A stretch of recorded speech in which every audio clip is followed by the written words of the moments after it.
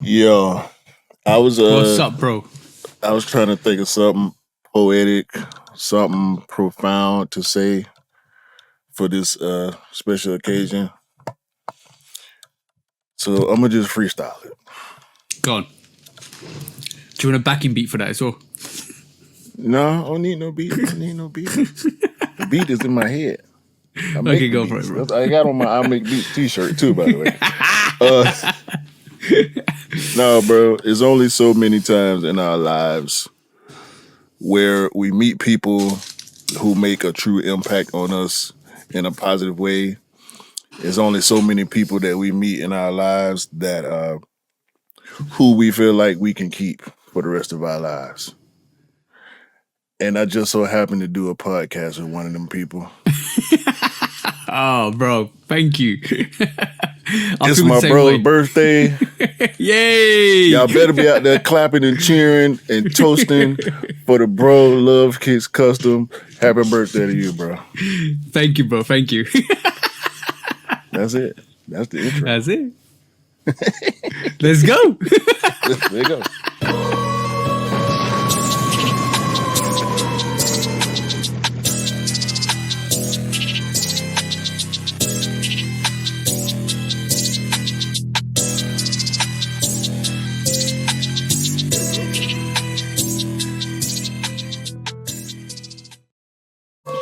Hey, welcome back to the Shoe Dog Podcast, episode 128. With me and the bro, 808 Kicks ATL. Please do like, follow, subscribe, come and chat to us. Let's have a conversation. Let's break it down like we always do, guys. And like I said, please do go follow Lovekickscustom and please do go follow 808 Kicks _ATL. And it is my birthday. I'm recording on my birthday because I don't really care. I'm just 9 years old again. We consecutively turning 9 years old every single year since I was 9 years old. So that's the way I'm going to leave it. That's the way it's going to be. And I share my birthday with one of the greatest athletes in the world, Deion Sanders. Happy birthday to Deion Sanders as well, which is awesome, which is great. We found out in one of the old podcasts we did as well, which is great.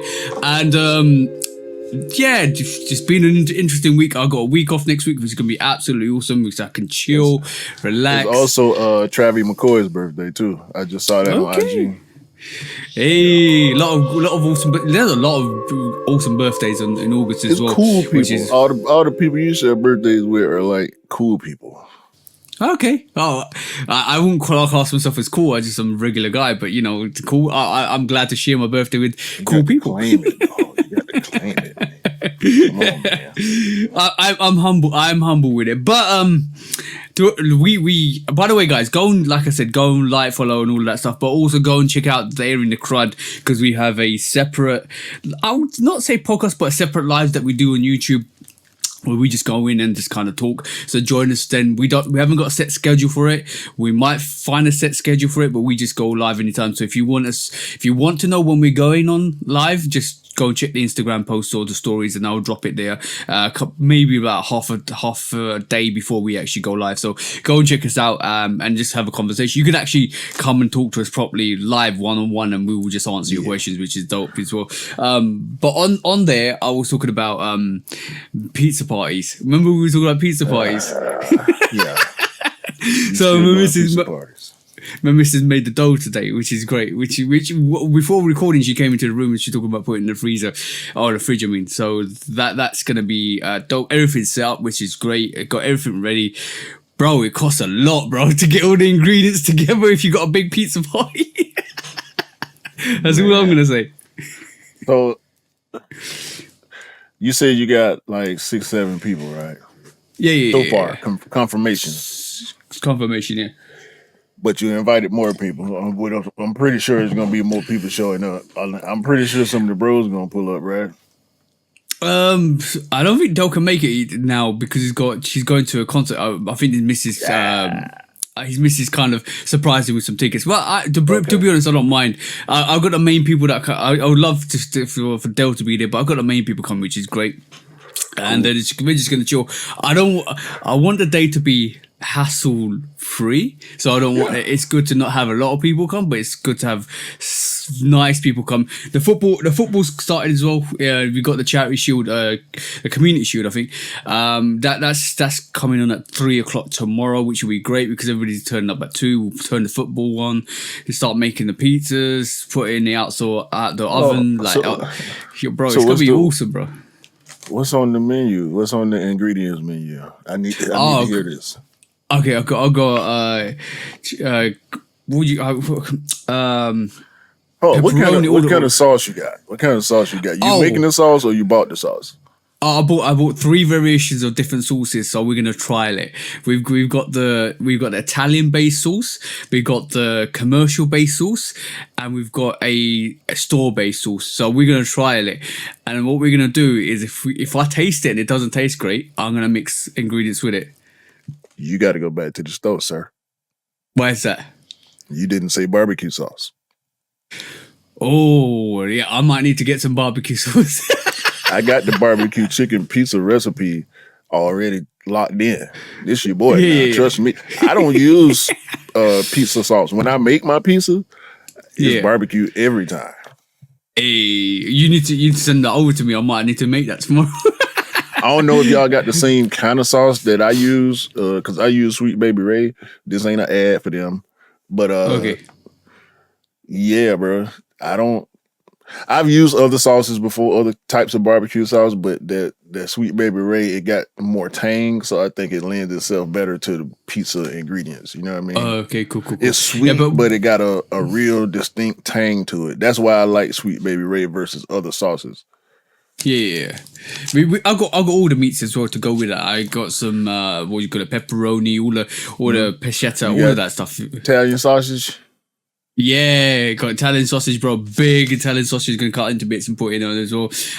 We got mozzarella cheese, standard cheese, everything, bro. Everything's coming. It's gonna be banging. You'll see. So, guys, by the time you listen to this, you might still see some pictures up, but I'm gonna put it on my Instagram. So whoever catches it. To be honest, I don't care if they see them. I need to see.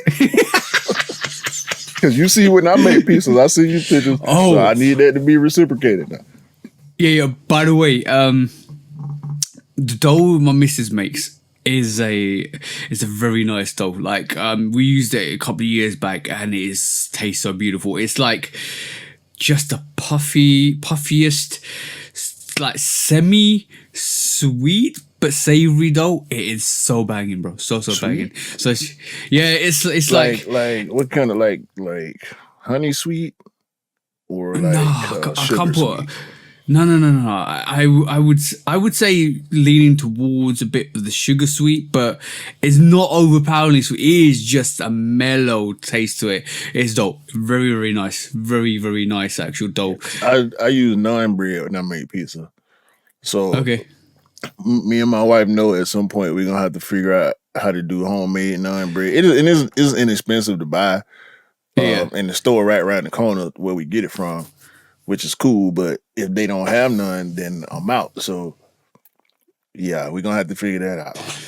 Yeah, but the thing is, we did the yeast activation. I was helping her. We was doing the yeast activation, like warm water, put the sugar in it, mix the sugar up and put the yeast in it, and then all you see is this yeast come alive. It's and like just kind of start bubbling up, and me and my missus looking at it like it's alive, growing and growing and growing. Like, bro, that yeast just eats up that sugar real quick, bro. It lives on that sugar. So, Mrs. left it out for like half an hour and put it in the fridge because it slows down the fermenting process, and then like we'll take it out 2 hours before and just kind of like mix it up and make it, and it'll be good. Trust me, it'll be good. We made pizza with that dough before. It's absolutely awesome, to be honest. That was shout out to the pizza party, man. Yay. I think I'm on. Last time I had a pizza party, it was with the kids. Like, I don't know about a pizza party with adults, because y'all go if it's gonna be a pizza party with adults, y'all just gonna have to eat what I decide to make. Cause I know my wife ain't trusting everybody in our kitchen. Yeah. So I don't know if. Okay, tell me what you want on it, and I'll do it. Oh, you type situation. Like we'll My probably have missus to does do a say- list prior to the party, like, you know, do a group of the invitees and just say everybody give me 2 toppings. And repeat toppings are cool. You know, if your topping is too out there, you might have to bring it yourself. If you want anchovies, you might have to bring it yourself. If you want you know, goat meat on the pizza, you might have to bring it yourself. You want lamb juicy pizza? jerk. If you want jerk, Ain't nobody chicken buying on no that. lamb around here, homie. You buy your own lamb and you bring it with you. Yeah. Yeah. To be honest, that reminds me, I might need to get some chicken to go on the pizza tomorrow. But like, but I think predominantly we have more meat based, like pork based toppings on it, which is probably what people Pretty like. much, Pepperoni, yeah. Pepperoni, sausage. Most of the time, those are my 2 proteins, are pepperoni and sausage. We kind of went away from chicken because Oscar Mayer cutting board chicken breast is the only chicken that I like to buy out the store and put on the pizza, like already done chicken. Yeah. My wife, she found another brand that we was using for a while, but I wasn't as much of a fan of that chicken. And it's a lot to cook your own chicken. It's really to go dry. on the It's pizza. really dry. Sometimes it gets really dry. That's the problem with that. Well, it's gonna dry when it's cooking anyway. Yeah. So I don't see a way out of the chicken ending up being dry. You kind of gotta bury it for it to not be dry. On the cheese, yeah. Bury it To under be the honest, cheese. yeah. One of my sins is I used to back in the day get chicken and jalapeno pizza. Like basically, I like the spicy pizzas. Not the Jala. I can't do Jala, bro. Oh yeah, I forgot you don't like spicy foods. Yeah, I forgot Man, that. I can't do that Jala. I might have to make that tomorrow. I might have to write that jalapeno down, bro. I'm writing ingredients as we're talking. Hey, some people like Jala, bro. I can't do the Jala, man. I'm sorry, bro. My face starts sweating. It tastes like burn, bro. Like it don't. I can't taste nothing but burn every time I eat Jala. The best thing about eating spicy foods is just letting your tongue hang out, right, and just letting it sweat. That's not good.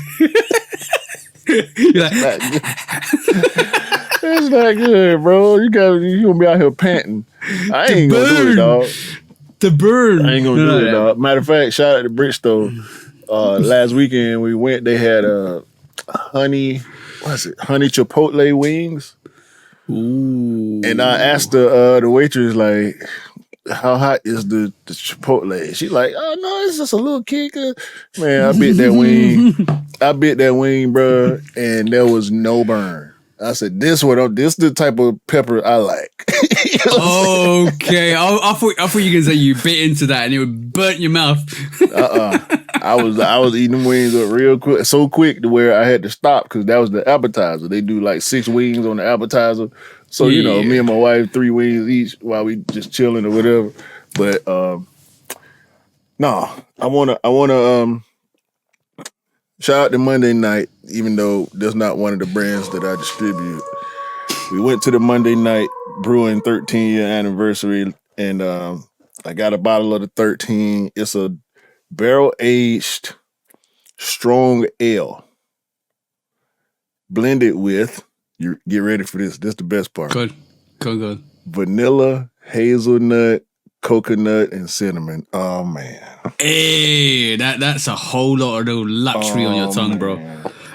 We're gonna pop this for the bro right now. I was holding it. Oh, bro, smell that. Man, I wish I could smell that, bro. Smell that, bro. Oh, internet connection. What is wrong with us? What is wrong with us? All I smelt was 001001 dial-up. Bro, it smelled like chocolate ice cream. I ain't lying. Really? Yo, I'm about to pull this up. It's super dark. I ain't even been drinking no stouts neither. Y'all know I'm a stout guy. I've been drinking a whole lot of sour this summer. Bro, why don't you put it in a box and mail it to me, and it will come to me in 3 to 5 working days. It's too late, and it won't be 3 to 5 days. I don't even know if it, 3 to 5 know if it will make it, bro. Well, it probably would. No. I'll get to customs and they'll be like, what is that? Let me see. I'm trying to see if I can get it on camera. Show you how dark it is. Tilt a bit more. That's actually dark. Dark. Hey, that's nice. That looks nice. On that side, there we go. Yeah. So cheers to you, bro. Happy birthday, cheers, once again. Bro. Thank you, bro. I got coffee in this that's keeping me alive. That's all right. That ain't too bad at all. I thought it was gonna be more harsh than that. But I've just written down 4 ingredients. I actually, bro, guys, you doing veggies too now, right? Oh yeah. We got mushrooms. We got bell peppers. Go ahead. Mushrooms, bell peppers, sun-dried tomatoes. Sun-dried tomatoes on pizzas is dope, bro. Mm-hmm. Dope, bro. What about red onion? We got red onions. Actually, to be honest, I need to get some more red onions. Am I sending you to the store? Yeah, pretty much. It looks like it. Tomorrow morning I'll be heading to the store, bro. Come on now. So do you spice your pizza, or you just go let the ingredients do the talking? What do you mean spice my pizza? Spice, like pepper or sage. Yeah, we got basil. We got basil and stuff like that. Basil, yeah, okay. Yeah, we got all that. Spinach, red onion, white onion, or sweet onion, not white onion, sweet onion. Yeah. Well, white onion is cool too. Any onion, really. Yeah. Any common onion is, I think, is. Do you know what? Garlic also, red onion goes crushed well. garlic, diced garlic. Red onion goes well. Minced garlic. That's the garlic I'm looking for. Minced garlic, or brush garlic on your crust. Yeah, garlic butter. Yeah. Oh, we got garlic butter. We like pesto. We got pesto as well, bro. We got it all. Oh my gosh. Yeah. You gonna make the pesto pizza? Oh, bro, we even got garlic bread to put in that actual pizza oven as well. That is gonna be dope, bro. I hate your pizza party. I hate it. We'll take a flight. It might take you 5 to 7 hours. It won't take you longer than that, bro. It's gonna take me more than that too. Longer and more. Just why don't you book your flight now? Jump while we're podding, and then you can jump on the flight as soon as we kind of got the last half an hour of the pod, and then you can like pod in the sky. We ain't rich yet. Y'all got to make us rich. Then I'll be taking turnaround trips to London just to do a pizza party. Pizza party. Because it sounds good. It's gonna be epic. It's gonna be absolutely epic. And I actually got a list of ingredients I missed. Actually, I'm gonna go and pick some up. So like garlic. I'm gonna kind of slice some garlic. We got garlic butter, but I'm gonna slice some garlic and put some garlic on top of it. Get some chicken jalapenos, onions and stuff like that. Yeah. You was finna say it like me. Hey? You was finna say it like me. Jalapeno. Yo, I always say jalapeno, right? And Mrs. always corrects me. She goes, it's jalapeno. I was like, I want to say it my way, it's jalapeno. No, it's jalapeno. Say it like it's supposed to be said. Like, she's saying it wrong too? Because she ain't saying the yo at the end. It's jalapeno. Jalapeno. Oh, she says it like that. I say it totally wrong. I say things totally wrong sometimes, and you know what? Sometimes people say. I think the most irritating trait of a person is when they correct somebody. My brother used to do that to me all the time, and it annoyed the hell out of me. Like, don't correct me. Just let me say what I'm going to say. Let me just be ignorant. You know what? I don't even know your brother. And I don't like him correcting you. No, I just look. It's funny when I always say stuff like this when I at my missus. She always says stuff like noodles or skeleton or what do you call it? Skeleton. And then yeah, bro. She said it. She says it in a cute way, and I remind her. And then she was like, "Well, don't remind me how I say it." And then she'll say it. She'll say it normally, and then when she goes back to a normal state where she forgets how to say it properly, she'll just say skeleton again. So I tell you what, Cause that's funny, Skellington instead of skeleton. She put that like Jack Skellington. That's what it is. That must be one of her favorite movies, Nightmare Before Yeah, Christmas. exactly. It is actually as well. But my wife, and this is a common thing with like East Coast and Midwest people that I found, they'll say bought instead of brought. Bought. No, I'm sorry. They'll say bought instead of brought. So Okay. they'll say something like, when I brought them to you, you should have said something then. But she'll say, when I bought them to you, you should have said something then. Yeah. And I'll be biting my lip, bro, trying not to correct her. Because I did it. Me and my wife been together since 2013, dog. I've only corrected her maybe twice early in our relationship. Because it's only when she get passionate that Chicago starts slipping out. Oh yeah. It's when she fired up talking about something, most of the time angry talking about something, where that Chicago started coming out, bro, and she'll slip into that old Chicago slang, and I'd be like, nope, shut up. Don't say nothing. Just shut up. You know what she meant, so shut up. I'm glad you said that too, bro, because like if you guys didn't know, my missus is half St. Lucian as well. By the way, shout out to St. Lucia. They won a gold medal. Shout to that. I know she was happy about that. Yeah. Track and field too. Yeah, 100%. But yeah, what was really funny is when she gets mad, you can see when she's getting mad because the accent starts kicking in, and then it ramps back up. The more passionate it gets, it ramps back up, and all of a sudden she's talking proper like, because she's been brought up by her nan. Her nan is full St. Lucian. She was born in St. Lucia and she moved here in her like maybe early 20s. So she's St. Lucian, right? Her mum was born here, and she's like full St. Lucian as well. UK St. Lucian, first generation born here. So when they get mad, move out of the way. Just move out of the way. The accent kicks in. You can't say nothing. Don't say nothing. You will be run over, steamrolled by the vocals, and then you'll be like, oh, what the hell did I just do? Just don't say anything. Just don't say anything. And if you've upset them, just keep quiet. That's all I'm saying. Like I say, bro, that happened with people. So when you come from a certain background, right? It happened with me. I know it happens with me because I try to speak properly. I know I can't get rid of my southern accent. I don't care about that. I know I slur my words. I know my grammar ain't perfect when I'm just kicking it. When I'm in a business situation, I know how to turn it on. But just here like on the pod or just kicking it with friends around the house or whatever, I talk like this. Yeah. But when I want people to understand me, I know how to talk like this also. Yeah. And I'm still gonna say, see what I'm saying? Or you feel me? Or what? But it depends on who I'm talking to. I just want to be clear. The realistic view of this is it's not code switching, it's basically adjusting to the environment to be more professional.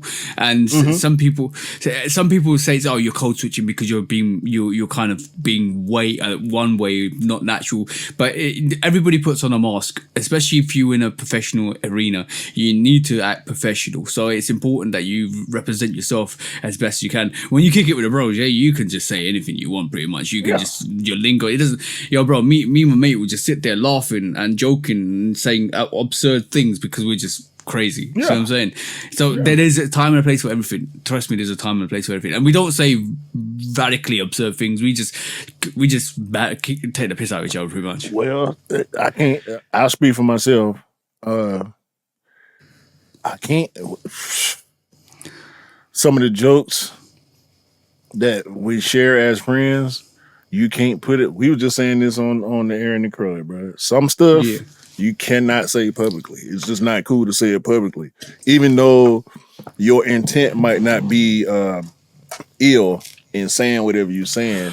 Some people can't take a joke. some people can't take a joke. Simple as That that. too. So some people That are too too. sensitive. It's simple as Because that. I crack on myself just as much as I crack on anybody. Meaning, if I make a white joke or an Indian joke or an Asian joke, people find it offensive. But if I say a black joke, it's cool. Because you're saying it. Yeah, I get Right. that. I get that. So- I've bro. You know how sometimes you turn around to me and say to me, bro, what is wrong with you? I have that constantly with my mates. Constantly, I will be sitting there and I'll come up with a random idea, this is when we're like just like had a couple of beverages, and I will come up with random stuff, and they were like, "What the hell did you just say?" And I said, "Well, if you think about this, and then like spend the next half an hour trying to explain what's in my head so they can understand it." And I was like, I understand what you're saying. That's a very good concept, but the way you put it across initially was like, what the F did you just say? So the same thing I say to you. Yeah. Okay. Because I know most of the time at the end of the conversation, I'd be like, well, why you ain't just say it like that the first time?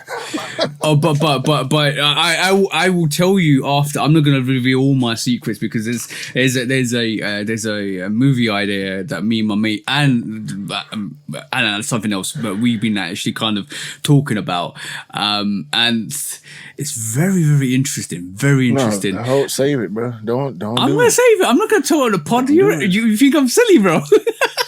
Sometimes, yeah. Sometimes, yeah. But talking about being silly. Okay, let me just address this for you guys, right? The people that watch my channel. I one of the bros. No, I wouldn't say one of the bros. One of the people that follow me reached out to me this week and said to me, "I didn't realize this cracked me up. This really cracked me up. It made me laugh. It wasn't offensive. It just made me laugh." So they go to me, "I didn't realize your hair was real until I saw you in real life." What? And I was like, good to know, bro.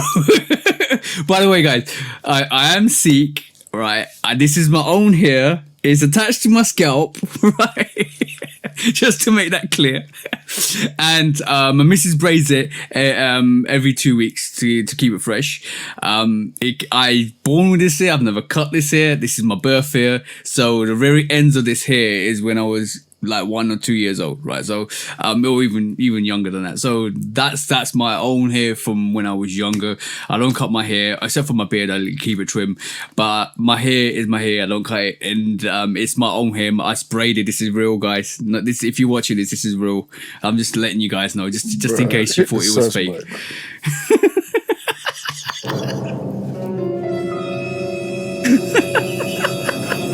I just wanted to make that clear. Just in case you didn't believe me. If you see me in real life, you can come up to me and talk to me and have a conversation. I told him like, next time you see me, come and say hi. I don't mind. It's just really funny. It cracked me up. I find stuff like that really trolls crack me up because I know myself and they don't really offend me, and I'm like, Well, that ain't trolling. no, that's not trolling. But I'm just saying in general. But it is a little sus. Like, why would he think your hair is fake? I don't know. I don't wear a wig either. Don't worry, guys. There is the headband, but clearly I can see your scalp, bro. Like, Yeah, you bro. think you spending money on elaborate wigs to do YouTube and Instagram? No. But by the way, you did say your partner was a CGI artist. I might just metamorph into like the shapeshift, like a green alien in front of your eyes. No. He gave you a CGI formula to plug into your computer and your camera to give you fake hair every time you go on camera. He gave it to you for your phone too. Exactly. You're a deep fake. You're a living deep fake. Come on, Yo, bro. man. Bro, I've been confused. No, when our beard was a bit shorter, this is really funny. I don't know how people can see this. When I was younger and my beard was shorter, I was at a party with my missus at her friend's place, and the kids, I think they were maybe like 8 or 9 years old. They went and asked their mum if I was Sean Paul, and I was like, "What?" You know what? What? When you post, did you post the picture of your younger self? Yeah. When you posted that picture, I sent it to. Oh yeah, I posted it on my story. So yeah, that's right. I can't remember who I said you look like, bro. I had my wife dying laughing, dog. It wasn't Sean Paul though. It was somebody in the U.S. I can't remember who the hell it was, but I had to see the picture again because I can't see it now. You know what I'm saying? I know you with the beard, so to see you clean shaven, bro, I'm like, who is this guy? It was stubble. It was the stubble. It was stubble, bro. Like my missus hates it. My missus hates it when like my hair is really short. This is why she wants me to grow it, and have a beard because she says she suits me better. I was like, all right, cool, that's fine. I keep my beard short, but yours wouldn't even wear mine at. Yeah, it was more shorter than that, and that was very, very, very like this is the first couple of years me and my missus was together. Another one I got called is David Hay. Do you know the boxer David Hay? No. All right, cool. You Google it when you're done. David Hay. He said I look like somebody said I look like David Hay when I had the cornrows in. I was like, all right, cool, bro. Yeah, I get confused. Like, some people confuse me for some famous people. David I don't see it. No. David Hayes. Hayes. Yeah, David Hayes. I can see that. Yeah, but he got a goatee though. Yeah, exactly. And he got cornrows. Yeah, when I get cornrows, when my girlfriend's mum comes over, she sometimes gives me cornrows, right? And then I start looking more like David Hay. That's what's up. Getting cornrows from a Caribbean woman. Yeah. Can't hate. You can't hate. Nah. Y'all be out there trying to hate on my boy ethnicity, man. Stop, man. The man is Indian 100%. He told y'all. He was born in Africa, which means he is African. And he got long hair, bro. And his wife is half St. Lucian. Like, come on, man. Wait, we're very diverse over here. The man is a cultural melting pot in himself. I got to stop hating now. You know what's really funny? Her dad is like British white, right? But he doesn't know, or she don't know, because like, obviously her dad's not been in her life. He's just a deadbeat dad. Yeah. But she doesn't know whether she's got Italian in her or Romanian in her either. So she might be part Italian Romanian, part British white, and half St. Lucian. She doesn't know, bro. And sometimes when she gets mad, I can see some of the St. Lucian Italian come out. I was like, maybe you have Italian in you. You're fiery. she started talking to you. Especially when she starts doing the chef kiss fingers.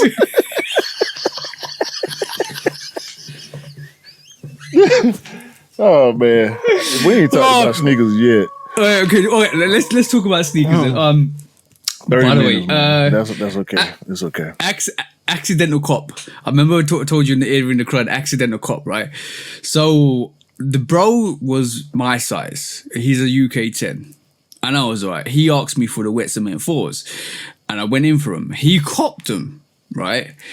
And I was like, alright, cool, you copped them. I totally forgot I had sneakers and stuff raffle in for him. And it didn't win it initially, and they re-raffled it. When you in sneakers and stuff, you got an option to click it. Yeah. If you take the L, you'll get the re-raffle automatically. Exactly. And they re-raffled it, and I ended up copying a pair. So I just did the review. On the review, I was honest, like, this is an accidental cop. Probably not going to keep this because I've got the actual craft fours, which is similar, light greyish than this. And I've got the cool grey fours, the 2 pair of those. And I don't really need another grey sneaker. But in my review, I was really honest. And that review's hopefully going to come out Sunday. So probably out by the time you look at this. But yeah, I was honest. I was like, I just told it like it is. And yeah.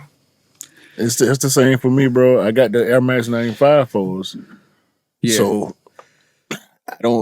I feel like I don't need another grade 4. I done passed on every grade 4 since that sneaker came out in 2020. I had February 2020. Yeah, Matter of exactly. fact, that was the first sneaker I bought after the pandemic started. Okay. I actually had the Air Max 95 4. And I had it for a little while and I didn't wear it, and one of the bros was looking for it. And at that time it was about $450. And I said to him, I've got it, I'm not gonna wear it, you can take it and it's retail, just give you the retail for it. Yeah, I think it was going for stupid numbers. Here. For the Air Max 90, at that point, I think it was a couple of years after it released. Okay. I think it went up in price massively. I think it's gone back down in price, to be honest. But and as I'm checking this as we're talking, but he wanted it, and I knew I had grey sneakers in my rotation, and the cool grey 4 is all I want, bro. Oh, for a grey sneaker. It's 3 something. Yeah. So it's dropped slightly since I actually saw it when it was on. That shoe was a big old brick, bro. It went on sale. Here. $389 for our size right now. Yeah. It's gone down slightly in price, to be honest. So I gave that a sneaker away. So what makes me want to keep this? There's no need to keep this like wet cement. Absolutely, it's an absolutely dope sneaker, but there's no need to keep it. So that was an accidental cop. But talking about other sneakers, this is a special sneaker, bro. I'm sorry to cut you off. Yeah. This Jordan 4 Neon 95 is a special sneaker, bro. If you like Air Max 95s and Jordan 4s, I think you should have this sneaker. I think there was no reason for them to sit the way they did. As much as people love the Air Max 95 Neon, it was a bad look for this sneaker to not do well on initial release. Yeah, you know why? There's something about sneakerheads that if you make something slightly different, they'll either like it or hate it. And it's almost like the SB before the SB4. Yeah, not a lot of people liked that at 95 at Jordan 4 because it had the 95 Nike Air on the back of that sneaker. It had little subtle changes, and people just wanted a reason not to buy it. It's mimicking the 95, bro. It's got suede on the midsole. It's got the gradient grays going up. You pull it up, bro. I see what you got. Yeah, it's mimicking the Air Max 95 silhouette as much as it can with the color. Yeah, with the gradient switch on the sneaker as well. That was dope. It's a very dope sneaker. But they also gave you the oval laces with the 3M on them, just like the Air Max 95. Exactly. And the back tab and the tongue tag are both features from the Air Max 95. It's got the split tongue, just like the Air Max 95. And it's got the smaller Nike Air on the back, reminiscent of the 95s. Like, what's the problem? Bro, I pulled these Atlanta 95s out today and wore them on my birthday because I wanted to. This sneaker means a lot. Like, even this and the Rebellionaire. I haven't popped out the Rebellionaire just yet, and I will do soon. But those two sneakers mean a lot. It's still DS? Yeah. Yeah. No, you wore it for the review, so it ain't. I did it. Yeah, I did it for the review, but technically it's not DS. But until I put it on concrete, it's DS to me. In the house, it's fine. But even if I wear it in the house, it's, to me, in my mind, it's not DS. Even though I've worn it, I'm gonna still keep it, and until I wear it out officially, and I will be wearing that soon. Like, I will be taking it out soon. But I had to put those Atlanta 95s on, bro. That's a dope sneaker, and I put it on Instagram as well. Just put it on there. Bang, there you go. But yeah, Ashmore's. I need to talk to Ashmore, bro, because he said to me on my Instagram post, he goes to me, "You know it's a special day when you wear a low." let me pull this comment. Hey, you saw that, right? Yeah, I saw that. It was winding me up. So we said this. That just let me know Ash don't watch the podcast. Excuse me. He don't watch the pod. Yeah, which is fine. The Air Max 95 is not a low. Yeah. It's higher than a low. So call it 3/4, call it whatever. I don't know what's between low and 3/4 if there is something, but I don't think most people that I know. Mid to low. It's not a mid. Well, all right. It's between a mid to a low. What's some 95? I got my neons right here. We're gonna do this right quick. Right quick. So I got the neon 95s. I got the SB Darwin low.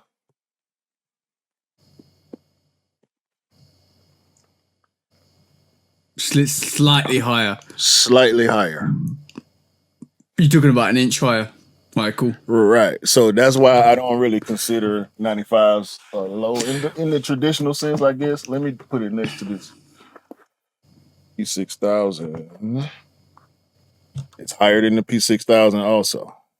Yeah. So it's not a low. It's not a low. But I'm gonna say that 95 is very comfortable, bro.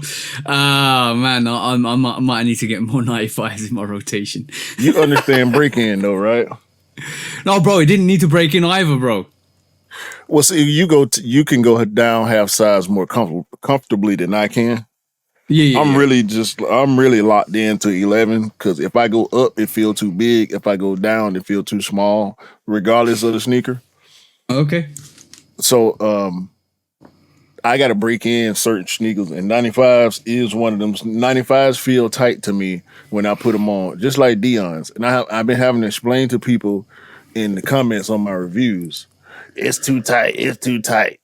Bro, you put your foot in that shoe one time and you crying like a little B word. Stop, bro. Put the shoe on, walk. Remember when we used to go to the store and try the shoe on? That's why your mama used to have you try it on. Your foot ain't growing no more, bro. You a grown man. If you don't know, I get it. Because different sneakers have different fittings and all that stuff. And different people have different feet sizes as well. Even if you're not 11, it might be wider, shorter, narrower. It depends on people.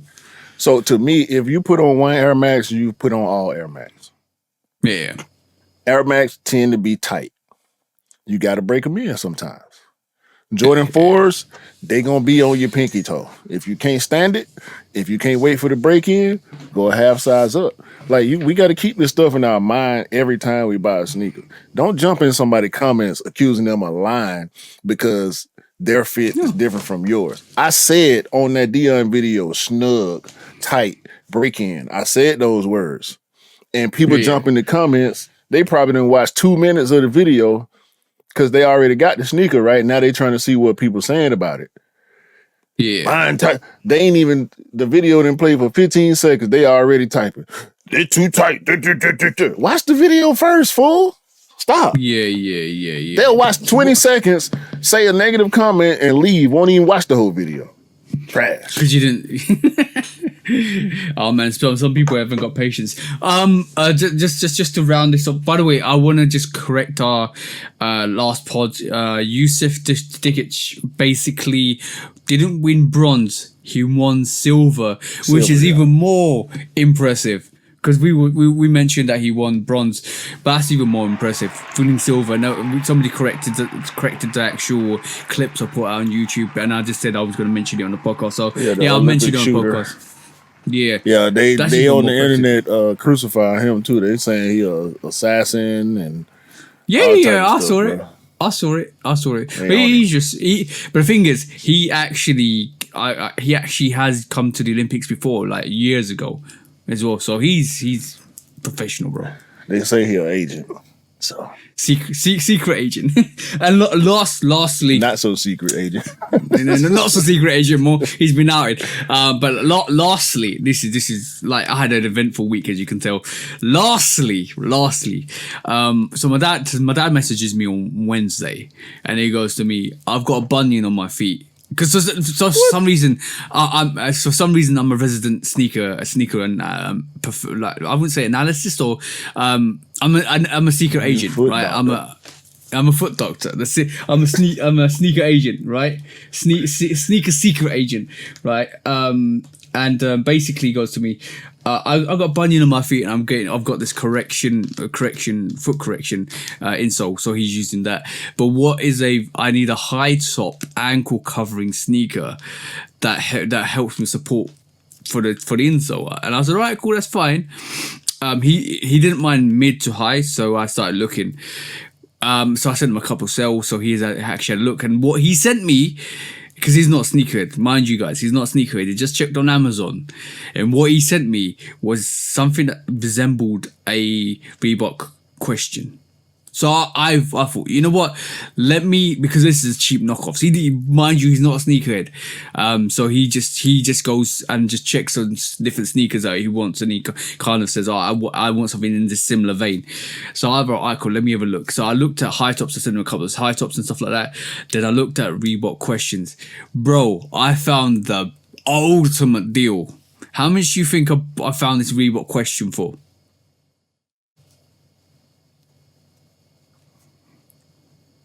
$60.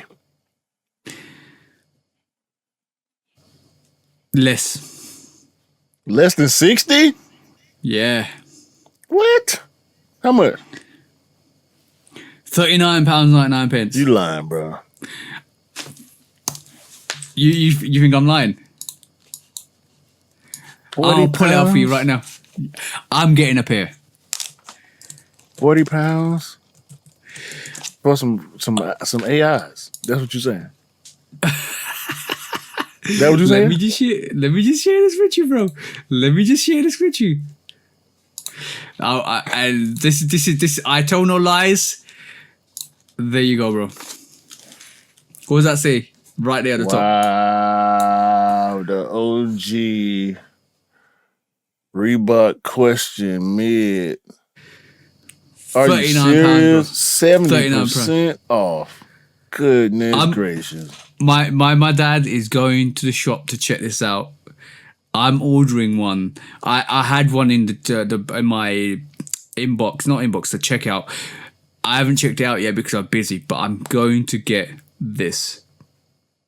No word of a lie. And that's not crazy. The only ones, bro. There's another one. Can't remember the name of it. Reebok question for 33 quid. That's ridiculous, bro. We're gonna talk about Reebok today too. Yeah, balling on a budget, guys. You can do it. Trust me, the sales around. You can ball on a budget. You don't need to pay 170 quid for a sneaker. You could pay 35 or 39 or 40 quid or 45 quid. Oh, that's nuts. Crazy, guys. Crazy. I'm going to purchase that. That will be. I've always been looking the BSTN green yellow variation 70 quid. And that's hard. And it's my birthday today. I remember. It is. It is your birthday. It's your birthday for the next 3 days. At least. Yeah. Exactly, bro. I tell you what. That's a steal right now. Yeah, that's 40 quid. Or 40 pounds, however you said. I'm trying to adapt. Y'all give me a break. That's fine, bro. That's fine. Yo, last night, me and the dancing lady went to the Sir show. Yeah. Shout out to Sir. We saw Zakari, bro. Oh, shout. You know Zakari, right? Yeah. Because you know Sir is TDE. Yeah. Zakari was the opener. So we sitting there. We got there like an hour early because me and my wife, right? We ain't playing with y'all. We ain't finna be out here in traffic with y'all. We ain't finna be stuck in the lobby with y'all. We ain't finna be waiting in line for drinks with y'all. We gonna get there soon as we can. We gonna get our parking. We gonna get in the building. And we gonna get our seats and get situated before any of y'all get there. Plus, it's Atlanta. Y'all don't go nowhere on time. I don't know what's wrong with y'all. Y'all paying hundreds of dollars for these seats. Because the seats be good. And y'all be sitting around us. We don't buy cheap seats. And when we pull up, y'all ain't there. The show start, y'all still ain't there. Halfway through the show, now y'all come. Now it's full. But the people down on the floor, general admission standing room, like the peanut gallery, the people that's really there to pump their fist, they there. The floor is full, right? We talking about the Tabernacle here for those of y'all in Atlanta. If you've been to the Tabernacle, you know what I mean by the peanut gallery. It's no slight. That's just what I call it. But we sit up in the balcony because we want seats. We in our 40s. We not finna stand down there and jump around with the young people. You know what I mean? So we sitting there, lights go down. All right, time to do it. This little Hispanic dude walk out there. And I'm like, who is this guy? And he started singing, he did a couple covers, like a couple old school covers. Mm-hmm. And then a bass drop, 808 hit. Boom, give me a run for my money. The whole building went crazy because none of us knew that was Zakari. Yeah. We didn't know who this little feathery voice Latino dude was. I mean, and he dressed like a straight cholo, bruh. Beanie pulled all the way down to here. He had on lokes, and he had on a like a wool poncho. It was probably some type of designer poncho. The big chino jeans with some like some skippers or something like that, some chucks or whatever it was. He looked like a straight cholo, bruh.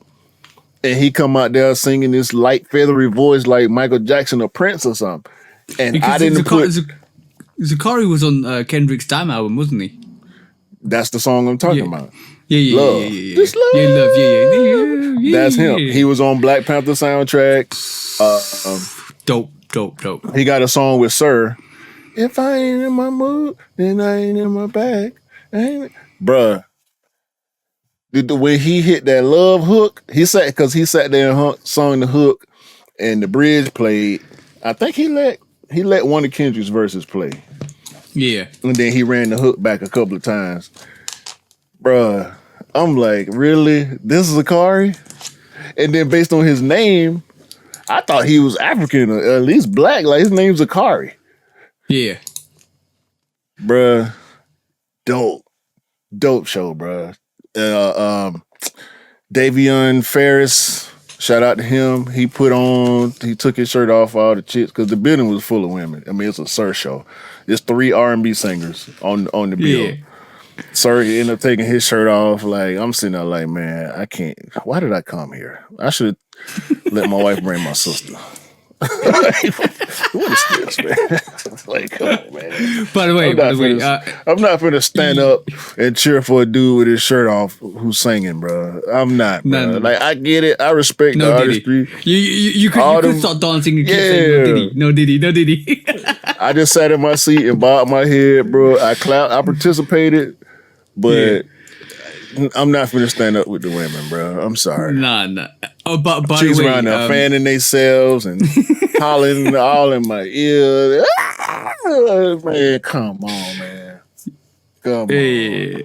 But by the way, it was really funny because you just mentioned Zakari. Now I saw yesterday or the day before. I was posting his album dropped today. No, last week. Yeah. His album dropped. That's probably the reason why. Because I was on TikTok and posting our clips, pod clips, and then I came across Zakari and how he met Kendrick and how his song "Lovely" turned into love for Kendrick, and they were talking about it, and it was dope. The whole conversation was dope. I like the inside knowledge when people kind of elaborate how things kind of connected. I like that. I like those little stories. It kind of brings more value to it. A couple of months back, I learned how Busta Rhymes and Eminem were going back and forth on a song that they did. Right, and like Busta Rhymes wrote his verse, and he said, "Eminem, send me your verse," and he listened to Eminem's verse, and then he went back and rewrote his verse, and then Eminem he rewrote it twice, I think. Yeah, because Eminem heard his first verse, and he rewrote his, and he said, "No, bro, it's gone back and forth." Like those little stories, industry stories, are dope, absolutely dope. I love listening to stuff like that because it intrigues me how competitive it gets between artists, which is absolutely fire. But yeah, before we move on to our quick strikes, bro, this is the sneaker I'm talking about. This is the BSTN. Let me just try and make this a bit better. The BSTN question mid. That is fire, bro. Look at the tumble level on that. Yeah. 73 quid. It's BSTN though, bro. Like Reeboks ain't that big over there. Not the basketball stuff, anyway. Nah, but I don't mind a Reebok. I'll be contemplating that, and I'm definitely getting that blue toe. That blue toe is copped tonight, bro. But yeah, shall we move on to our first quick strike, bro? Yeah. Yeah. So what we got first up, bro? The Jordan 2025 lineup continues to shock and awe the community. The memes of people preparing their bank accounts and their bank accounts being in their feelings about what's going to happen next year, they keep dropping at an alarming rate. Because the more people find out all the stuff that's supposed to be coming out, is putting a lot of anxiety in the community right now. Yeah, bro. From what I'm hearing, the undefeated four from a couple of weeks back from it being announced to now, like all the industry saying, yes, it's happening. It's definitely happening. Definitely happening. We'll see what happens with that because it'd be quite interesting. But we're not talking about the undefeated four today. We're talking about the shout backboards. Also, we know we talked about it last week. We talked about it last week. But bro, from the back of that, it looks like we might be getting a third union collaboration. We're not talking about the Beth's Beauty Supply Summer of 96. No, we're talking about the original Jordan 1 unions that came out, and now we got another variation which looks like a bit of a Chicago kind of variation coming out with to accommodate those original two sneakers, which costs ridiculous amounts of money at the moment. That might be coming out next year, which is crazy. And then also, go on, bro, because I know you're gonna say it and I'm gonna say it. Off-White Jordan 1 High OG Canary has been confirmed by multiple sneaker sources. I'm still gonna keep a grain of salt on that now. Look, everything we do is with a grain of salt because basically we don't know until we see official pictures and exclusive release dates and all that stuff. But I said to Mr. Miller, bro, you might be seeing stuff that they're not going to release the 10s. I don't think they're going to release 10. They're going to release stuff that hasn't been released before. I said it to Kian. I said it to Mr. Miller a couple of pods ago. I shout out to Anish. He basically said to me, you were right, bro. The Canary Yellows are coming out. Bread 4s are coming out, bro. The Bread 4 Off-Whites will be coming out. If we get the Canary Yellows next year, we might get the Bread 4s on the anniversary. I'm just saying that. That's what I think. I'm gonna let you say what you say. I'm not going to agree or disagree because the more we see, the harder it is to believe that some of this sacred stuff is gonna stay that way. Yeah. The look of desperation on Nike right now is crazy. Remember the Killing Pill meme where there's sweat dripping down? Yeah, that's Nike at this moment in time. But by the way, sorry to cut you, bro. By the way, I seen there's a massive stock readjustment currently. Not only with just Nike, like IBM, Apple, all of that stuff. The stocks are readjusting. There's a dip in stocks at the moment, and Nike was the forefront to their actual stock drop. They were, I would say, the preempting stock drop because we've seen 10%, 15% of some of these famous companies stock dropped. There is a crash coming apparently. And this is the reason why Nike stock has dropped. I think it's a recalibration. Yeah, no. The recalibration of the stock market is happening at this moment in time because I think stock evaluation's been crazy since COVID. So that's the reason we have this issue at the moment. And companies are getting desperate because obviously they want to keep the same profit margins as they were achieving during the time of mass desperation with people. And it's really hard to replicate that kind of model, especially with COVID. You can't replicate stock prices keeping at that same amount when people were kind of desperate in terms of we had a lot of money. They were investing a lot more. There was a lot more hype in the stock market than it is now. So that's what's happened. Yeah, Nike's desperate, bro. Especially if they start dropping sneakers that are friends and family pairs and stuff like that, or sneakers that we thought would never see the light of day. Yeah, it's looking spooky. We don't know. We never know. I did see two things. The one thing that I really didn't understand was people keep calling these black cement threes that we're supposed to get at the end of the year a massive GR. That's all we've been hearing since we heard the rumors of the shoe returning. Massive GR, massive GR. Everybody's saying the same thing. But now people saying massive GR, 400,000 pairs. 400,000 pairs is not a massive GR. What is wrong with you? So the thing is, like, a lot of people are loose with stock numbers. If you're a real sneakerhead and you know the market, you know, like, OGs get mass releases anyway. Like, don't trust what the stock numbers of somebody. Yeah, don't trust that. Like, I can tell you this, 2018, that the original variation of the Black Cement 3 was readily available. You could go get it if you wanted to. You can go in and buy it. The stock numbers probably were the same or slightly less potentially, but it doesn't matter because OGs get restocked massively.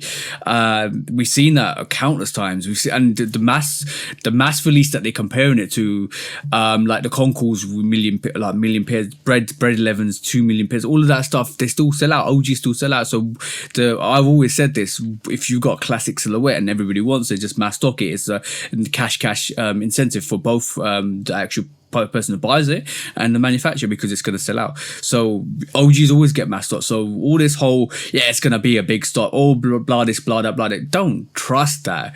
Just go get your sneaker. You know OGs are going to be mass stocked unless it's like a Jordan 1 Chicago 85 New Beginnings, all of that, all of the like innuendo of it being this special thing, it might be limited, but if it's an OG, it's gonna be mass produced.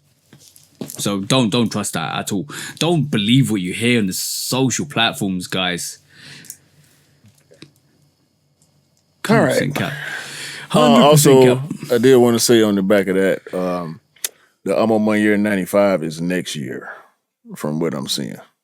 Oh yeah, we haven't heard a lot about it though. Like, I can believe it's going to be next year. Yeah, we saw a prototype or sample or whatever we saw a few months ago, and we ain't heard nothing else about it really. But I did see a report yesterday that it's not even coming out this year.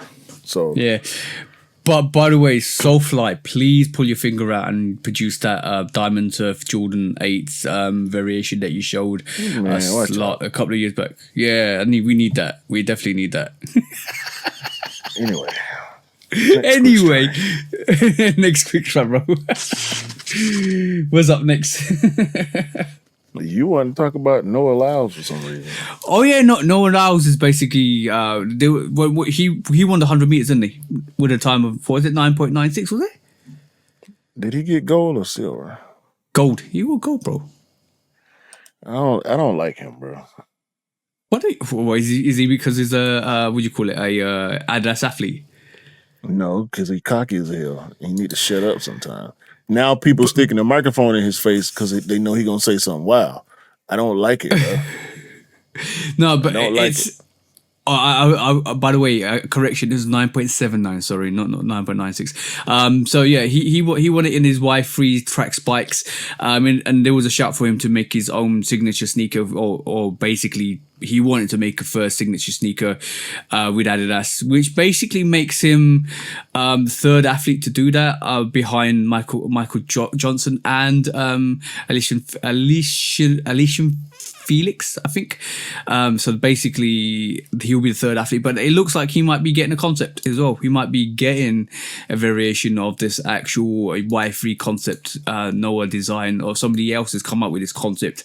I'm going to share this for you guys so you can actually see. So I think that concept is designed, I had it here before, by Michael Johnson wore Nike, sir. Yeah, I know. I'm talking about signature sneakers for runners, athletes, not Adidas. I thought you were talking about Adidas. No, not Adidas. I'm talking about in general overall. Okay. It was done by Kamisis Studios. They basically produced a mock-up or a concept. So he might be getting his signature sneaker, bro. Might be getting his signature sneaker. But I have to say, like 100-meter, like I even said Usain Bolt, it wasn't cocky, but he was confident in himself. So maybe sometimes confidence is what do you call it, mistaken for cockiness. But No, bro. he talked reckless. I ain't speaking on confidence. The difference between confidence and cockiness. I don't want to hear him talk. That's all. okay. Like he real left field.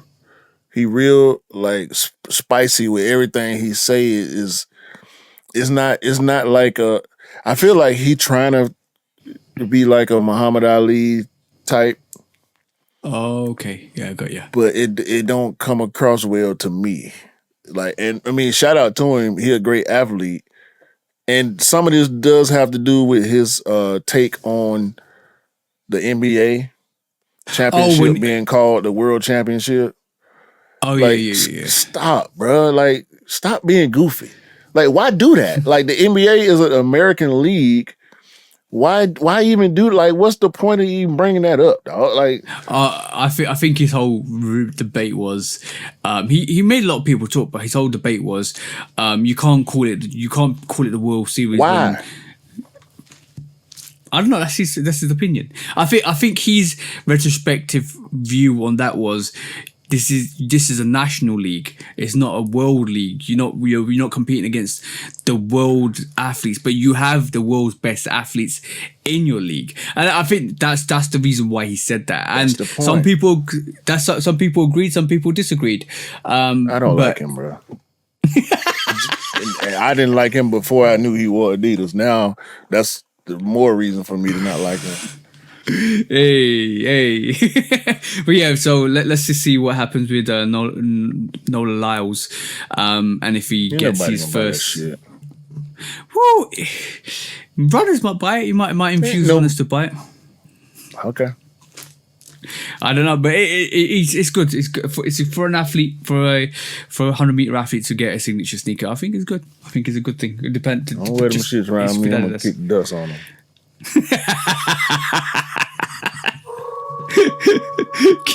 The hate rate is real today.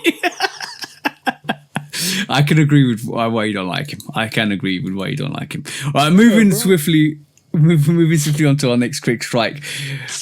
We said we were going to talk about Reebok. Angel Reese has got a Reebok collaboration coming our way soon. It looks like, or in the next month or so. And it looks kind of nice. It looks kind of nice. I'm gonna pull it back. I'll pull it up to get your thoughts on it, guys. I'll get your thoughts on the queue as well. Let me just find it first. Where the hell did I put it? Dude, apologies for this. I'm trying to find my clips I picked up. There you go. It looks like this is the collaboration. So we're just working through this. Hold on, working through this. And it looks like you got some apparel, and these are the 3 sneakers that are coming up for it as well. What's your thoughts? What's the silhouettes? And have a look at. I wish I had a better.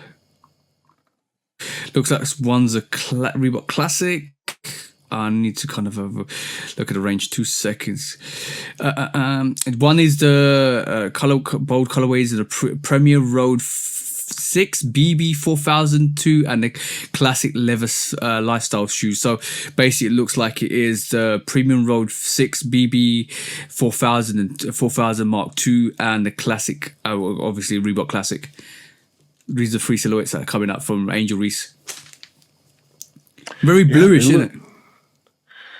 Nah, they white and silver. Like, that's just the lighting on them pictures. I mean, they look dope on the pictures. I would like to see less rollout advertisement to be able to actually gauge the sneaker for real. But I mean, the basketball shoe is an old school, so yeah. Is she gonna wear it on court? Is the question. She an old school type of player. She got an old school type of game, I should say. Yeah. But The classic's clean. Are they metallic? Is that blue metallic? See, I can't really tell because of the lighting. Yeah, I wish I'd. They need to get some more on-feet pictures, but this is coming out in the next month or so. So and to Reebok, she really wanted to join Reebok as well, which is great to see from a Reebok perspective. Didn't. She really wanted to get the bag. So yeah. Okay, cool. But this is coming out. This is coming out on the 23rd of August on Reebok's site. So watch out for that, guys. And it's a good collection. It looks like it's metallic silver. Some of it's metallic silver as well, which is dope. Like the actual I'm top talking and about bottom on that as the well. blue on the classics. I was trying to see if that was metallic because clearly the silver is metallic on the other two silhouettes. But I mean, shout out to it. The WNBA has been getting a lot of attention because of her and Caitlin Clark. Ticket sales up, viewership is up, merchandise sales are up, attendance is up, everything is up with the WNBA. Yeah, but it was only a matter of time, bro. It's like every sport eventually. No, you got to listen to me when I'm telling you, bruh. First of all, you cut me off before I finish my statement. Sorry, nobody paid attention to the WNBA more than this year, and it coincides with the drafting of Caitlin Clark and Angel Reese. That is a fact. You cannot dispute that. There were great players in the WNBA throughout the history of the sport, the league rather. Throughout the history of the WNBA, there have always been great players. They have always been view-worthy. If it wasn't for the hype on Caitlin Clark and Angel Reese, wouldn't nobody be paying attention? Oh no, that's what I was alluding to anyway. I'm sorry to cut you off. I was going to say it was going to happen eventually when you get superstars in there and you get people that people want to watch, and that's what's happening. That's actually what's happening. So I agree with what you're saying. Yeah. And by the way, that's the silhouettes. There we go. Got more better pictures. Yeah. Yeah, so I was agreeing. I was reinforcing. I was reinforcing the statement. It's like it's a matter of time before somebody comes into that sport which draws and garners their attention, and all of a sudden people want to watch it because of that certain player or athlete. And even though you had with Magic and Bird, before them it was Dr. J, after them it was Jordan. It was a lot of people came with Iverson. So same thing with the NFL. You know, stars drive viewership and dollar spending. You know what I mean? So, same with women's football, which you guys call soccer. It was always going to be a matter of time before it got to a point where even the base of all the athletes was from these other superstars, but it takes one player just to ignite it, and all of a sudden there's more attention on it, and that's what's happening. And it's gonna it happened with the women's football as well. It's gonna happen with any sport. Like once this immaculate player comes along or this athlete comes along, and you're then like, oh, you're hooked. I like this. I like what it's bringing, and you're hooked. You're definitely hooked, and that's what happens with sports. 100%.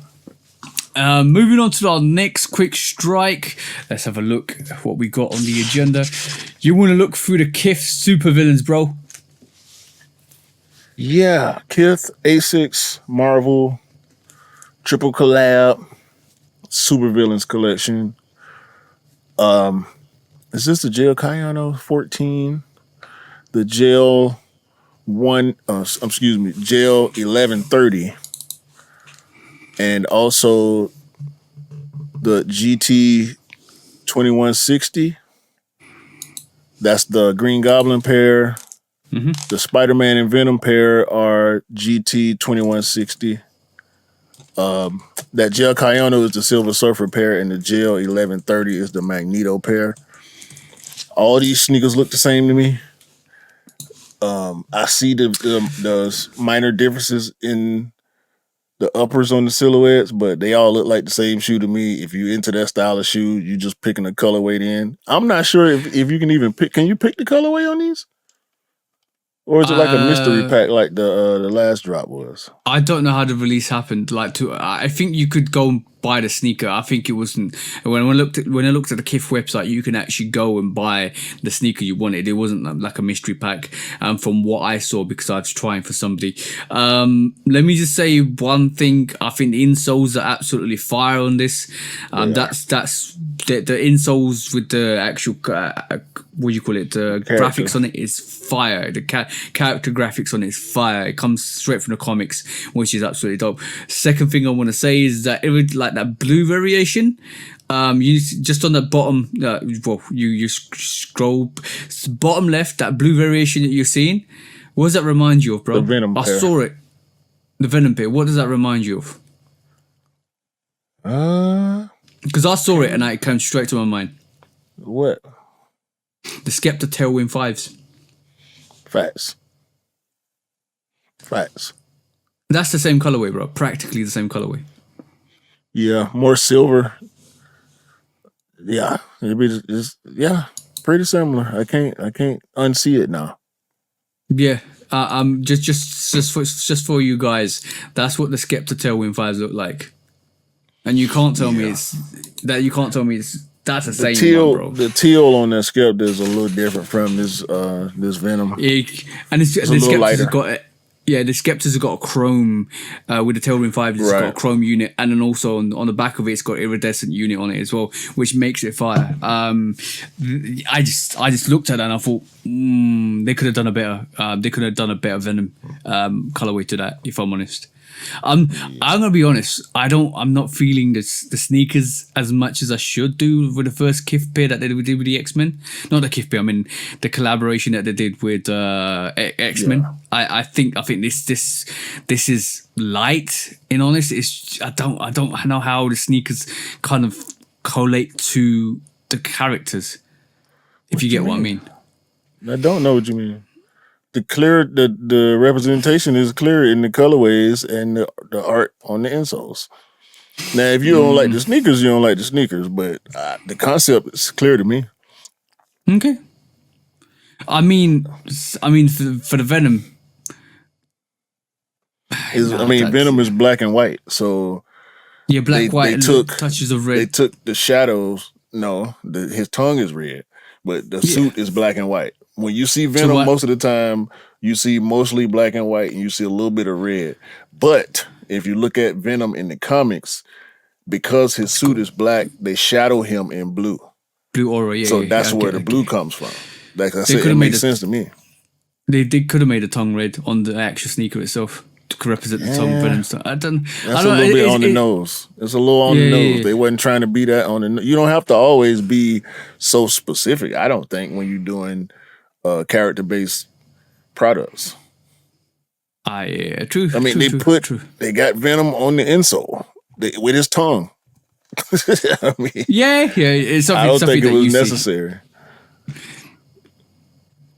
I don't think they could have put a little red, maybe I could see, but not a red tongue. I think that would have threw it, because this is the best pair in the pack to me. They could have outlined the Asics logo with maybe red, just to give it like a little bit of a red touch. I don't know. It just doesn't hit as I thought it would. But yeah, they're nice. They're nice if you want them, guys. You want webs on the Spider-Man pair?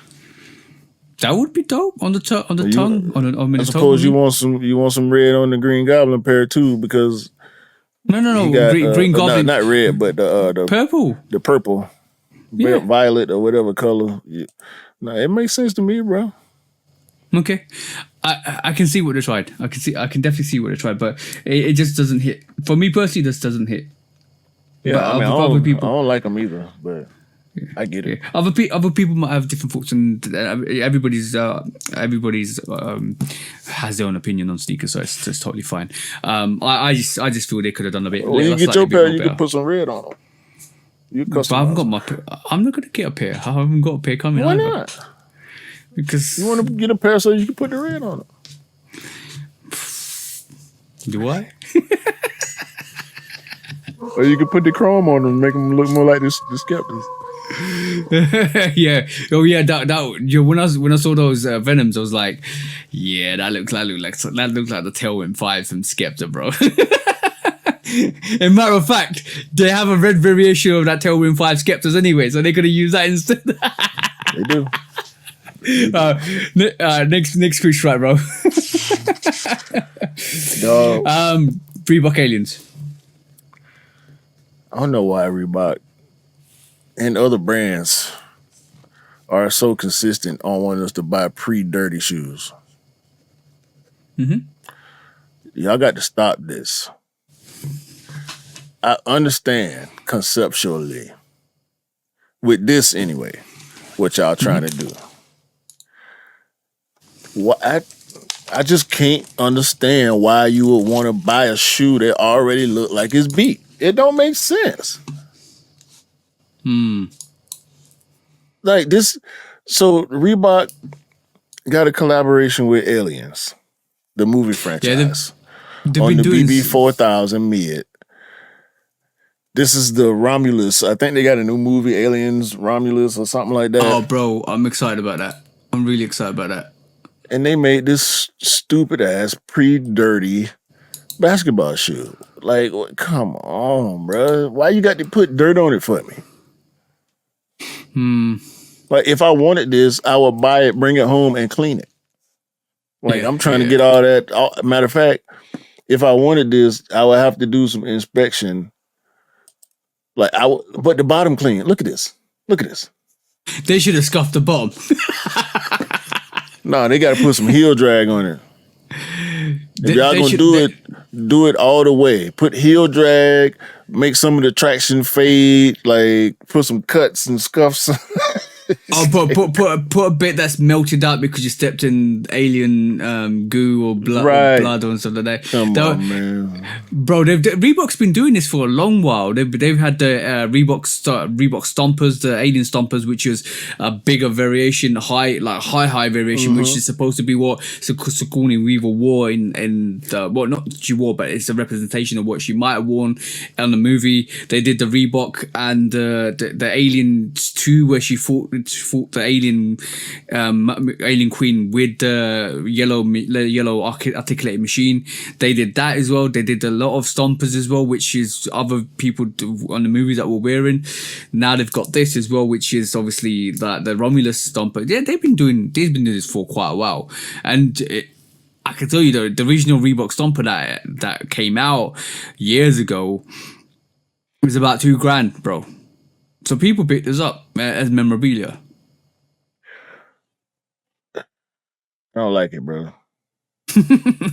I don't like that dirty sneaker either, bro. But Reebok's being Reebok and keeping consistent to that alien theme. If we gonna trust Google Images and the results that I'm finding here, it looks like Ripley was actually wearing Reeboks. Yeah. I can't find a picture of Sigourney Weaver, but there are action figures and like there's I saw a cosplay also of a chick with Reeboks on, dressed like Ripley. So I guess, man, but I don't like putting dirt on my own shoes, so I don't like the brand putting it on there for me. For sure. Just to show the guys what actual Reebok alien Reeboks have been out recently, like over the years. That's a collection of them. You got the high Reebok Stompers, basically what Sigourney Weaver wore in Aliens. You got the yellow hazards, basically that's a machine, articulated machine, and you got the black variation was a pack. You got variations. You got different variations. You got the camo variation as well from the movie. Like all of this is based on the collaboration and the footwear that was associated with the movie, which is great to see from Reebok. But obviously, like you say, you don't want a dirty sneaker. Romulus sound. If you guys haven't seen the trailer for Alien Romulus, go and check it out. It is going to be great. Like Ridley Scott has come back to the whole Alien scene and co-produced this. It's dope. It's very dope. I'm excited about this. It's coming out, I think, in mid-August, which is going to be dope to watch. I'm always up for Alien movies. Yeah, only Alien movie I've seen is the original Alien. I have not seen Aliens. I saw AVP because I like Predator. That's the only other Aliens movie I've seen outside of the original. I would advise you I ain't seen to the watch original Alien. since the 90s. Bro, I watched the whole Alien is great and the most classic movie you can see. Aliens is dope. With I think who was the producer? He did Terminator 2 as well. And then we got Aliens 3, which is on Planet of Prisoners, which is an absolutely dope movie as well. I like them all. To be honest, I played the game on Sega. Aliens on Sega. I think it was based on the second movie. Might have been based on the first one. I can't remember. But that was a pretty cool game back in the day. That's about as far as I went with the Aliens franchise. I tried James. By the way, James Cameron is the guy who did the Aliens. Yeah. I did try playing Alien vs Predator. It's really that game when it first came out was really complex because you could either be the alien. Yeah, you could be either the alien. You could either be the Predator, and then you could be the army dudes as well. Soldiers, yeah. Yeah, that was a very bad complex game, movie. That was a bad game. The game didn't release in full alpha state. Like not alpha. It didn't release completed.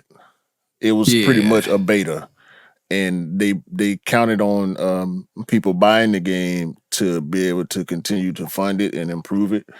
I hate that, bro. People releasing that's a big problem with has been a big problem with the gaming industry for years. People releasing unfinished products and relying on the community to fund it. Like, stop putting out half-ass work, bro. Don't nobody want that. Windows. And I ain't no super big gamer like that either. Like, I only buy specific stuff, and I really don't play that much. Nowhere near as much as I did when I was younger. But so you must really hate Windows then? No, I don't. I love Windows. They do that all the time. Windows, bro.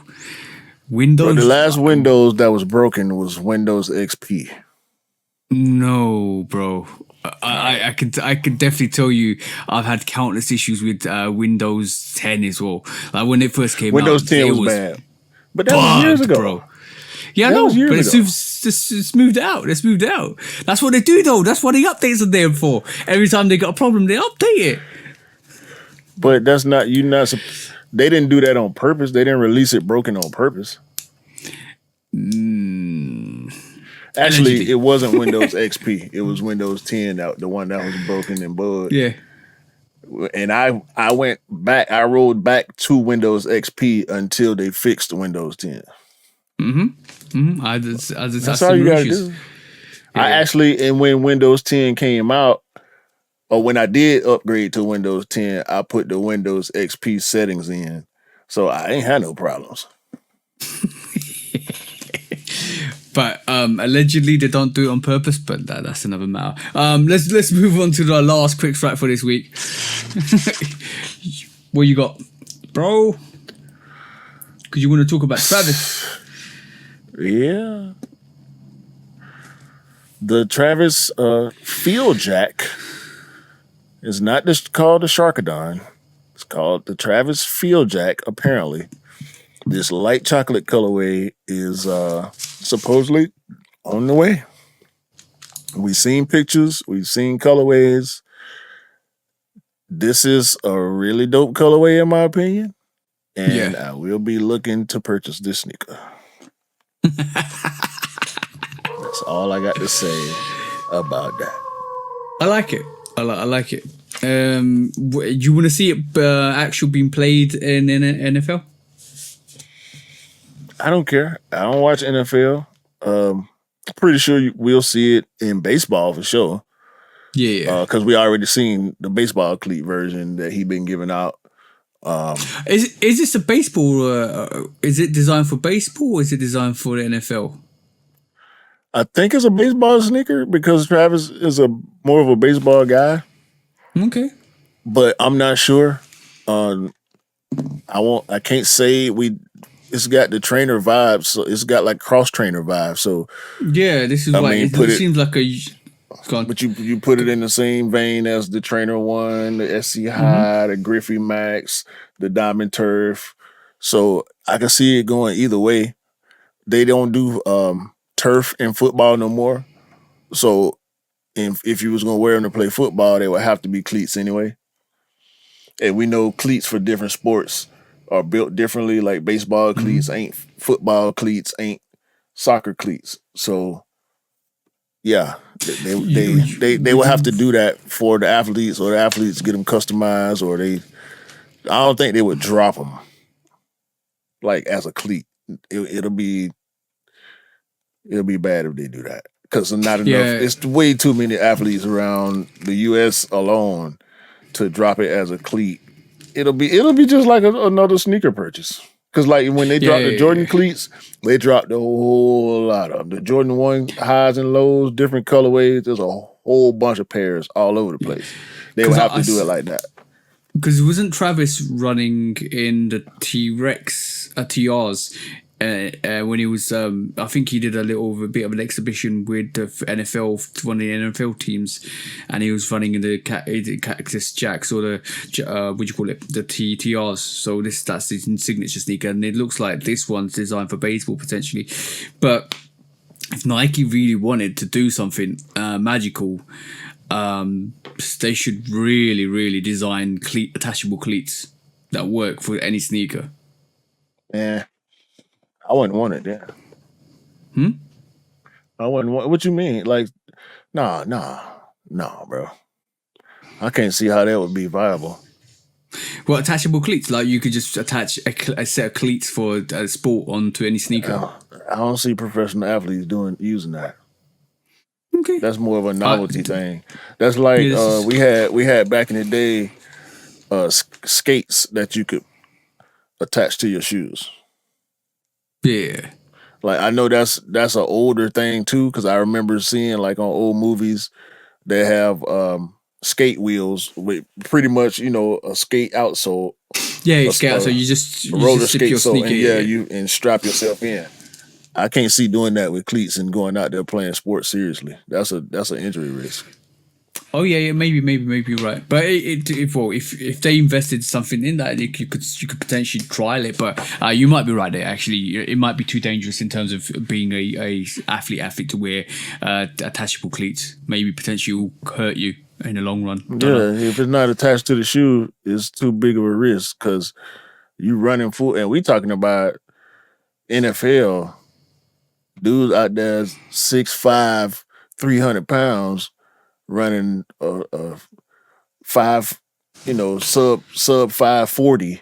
This one dude, I can't remember who he got drafted to. He is exactly that. He's like 6'4", 6'5", 280. He ran like a 4.7 40.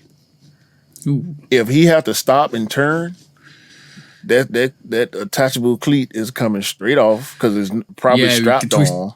Yeah, you got twist motion on that because basically, if it's a strap-on unit, you're twisting your shoe Right. in that cleat. Yeah, There's way too much torque. Yeah, And them cleats gonna get stuck in that turf. It's gonna slide off your foot. Your ankle gonna go the wrong way. Yeah, you could potentially end your career doing something like that. Yeah. Ignore that. Don't do it. Don't do it. Scrap that idea. Right, cool. That was a quick thrust for this week. Main topic this week. I wanna been thinking about this quite a while. And we always talk about hype. We always talk about history. We always talk about like designs, fashions, all of that stuff on the pod. But the real question is, right, what defines sneaker culture? In your honest opinion, what's the definition and what goes into sneaker culture to make that culture special? Well, whether it's special or not, it depends on the person. Yeah. For you, The observer and the participant. The things about the sneaker culture for me is the camaraderie is one. Really, to be honest with you, that's the main thing. Is the camaraderie and the relationships that you can build and the stories that we share with each other What's in your collection doesn't matter as much to me as how you move in the culture. Like, Okay. are you true to your feelings, or are you a hype beast? Now, that's not to say that hype beasts aren't a part of the culture. That's the part where when we talk about sneaker culture, the gatekeeping aspect of it always muddies the waters. We have to, if somebody claims it, and I really don't want to say this, but it's really how I feel. If somebody claims it, you don't necessarily have to accept it yourself. But if they claim it, they kind of in it. Okay. If you're an active participant, you count. So for what you're saying is, if you're part of the sneaker culture and you're a sneakerhead, then you have to have semi-hype beast tendencies. No, not at all. Because some people could care less. There are people, like I was talking about the one dude I saw at work. He ain't got social media, but he a sneakerhead. So he is a part of the sneaker culture, just not the social media side of it. You know what I'm saying? Like, when you make shoe contact before you make eye contact, Then you're part of the sneaker culture. yeah. So Yeah. that's it's so many nuances to it. It's not so cut and dry like some other thing. Like, if you play an instrument, then you're a musician. Yeah. You know what I'm saying? If you record songs, then you're a recording artist. If you buy shoes, that don't make you a sneakerhead. You just basically buying shoes for Everybody just to buys wear. shoes. Most of the people around, well, at least half the people. Shit, can I say that? I would venture to say somewhere around half the people on the planet wear shoes. Some version of shoes. Not necessarily Some version sneakers. of footwear. Yeah, some Footwear, variation of footwear. Foot coverings. So it's the nuances, bro. It's we call each other out on whether or not we belong in the culture. Sometimes it's a consensus thing based on something somebody said or something somebody did. But most of the time, they are sneakerheads, because why else pay attention? Yeah. So on that, we elaborate with the whole complexities of the sneaker culture in a bit. But on that, has there ever been an occasion where you have looked at somebody's footwear and it's taken you aback? Like they're supposed to be a sneakerhead, but you're like, why are you wearing that?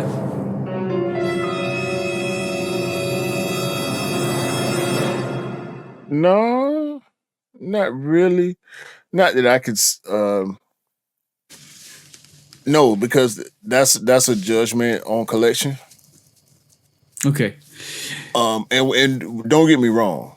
Yes, I do judge collections. We So all you do. judge a person by the sneaker they wear. Kind of, sort of. I do think you can draw subtle cues about a person from their choice of footwear on a regular basis. Like, if you've seen a person all the time, like, you can tell if they're A Nike colorful filler, person, yeah. or Yeah. you know, outspoken person, or they want a lot of attention, so they wear a lot of flashy. Like, some people's whole collection is flat. Like, they don't want to buy it if it ain't yellow or green or bright blue, or, you know what I'm saying? They don't want no black. There's some people out here that swear against black shoes. I seen a comment the other day said all black shoes are only for restaurant workers and security guards. Like, No. That's how some people feel. No. So some people, when I'm walking around in my SB Darwins and I feel like I'm fresh as hell because I love the shoe, another sneakerhead might see me and feel like I'm not a sneakerhead because I got on an all black shoe. I know. By the way, shout out to Jenny. She came to the pod and she was like, "I don't like black sneakers. My clothes are normally all black, so I want some nice, colorful sneakers." And I can understand that. I think, so, like you always say, drip is subjective to the person. Yeah. So like having, I can kind of see that. I've seen, like, bro, if you're rocking, like the other day, and I said this happened again, bro. The other day I was walking down to the shops and some guy was wearing Yeezys and socks. They were clean this time, which is good. They was wearing Yeezys and socks. I was like, yeah, okay, cool. I'm moving on. I shouldn't judge a person by their sneakers, but you end up judging a person by their sneakers because you're like, you could have come out even to the shops and worn fire. You see what I'm saying? It was like, but you chose violence on your feet today. So come on. Yo, chose violence. Nah, I'm about to go make a store run when we finish the pod. I'm wearing my PSG 6s today.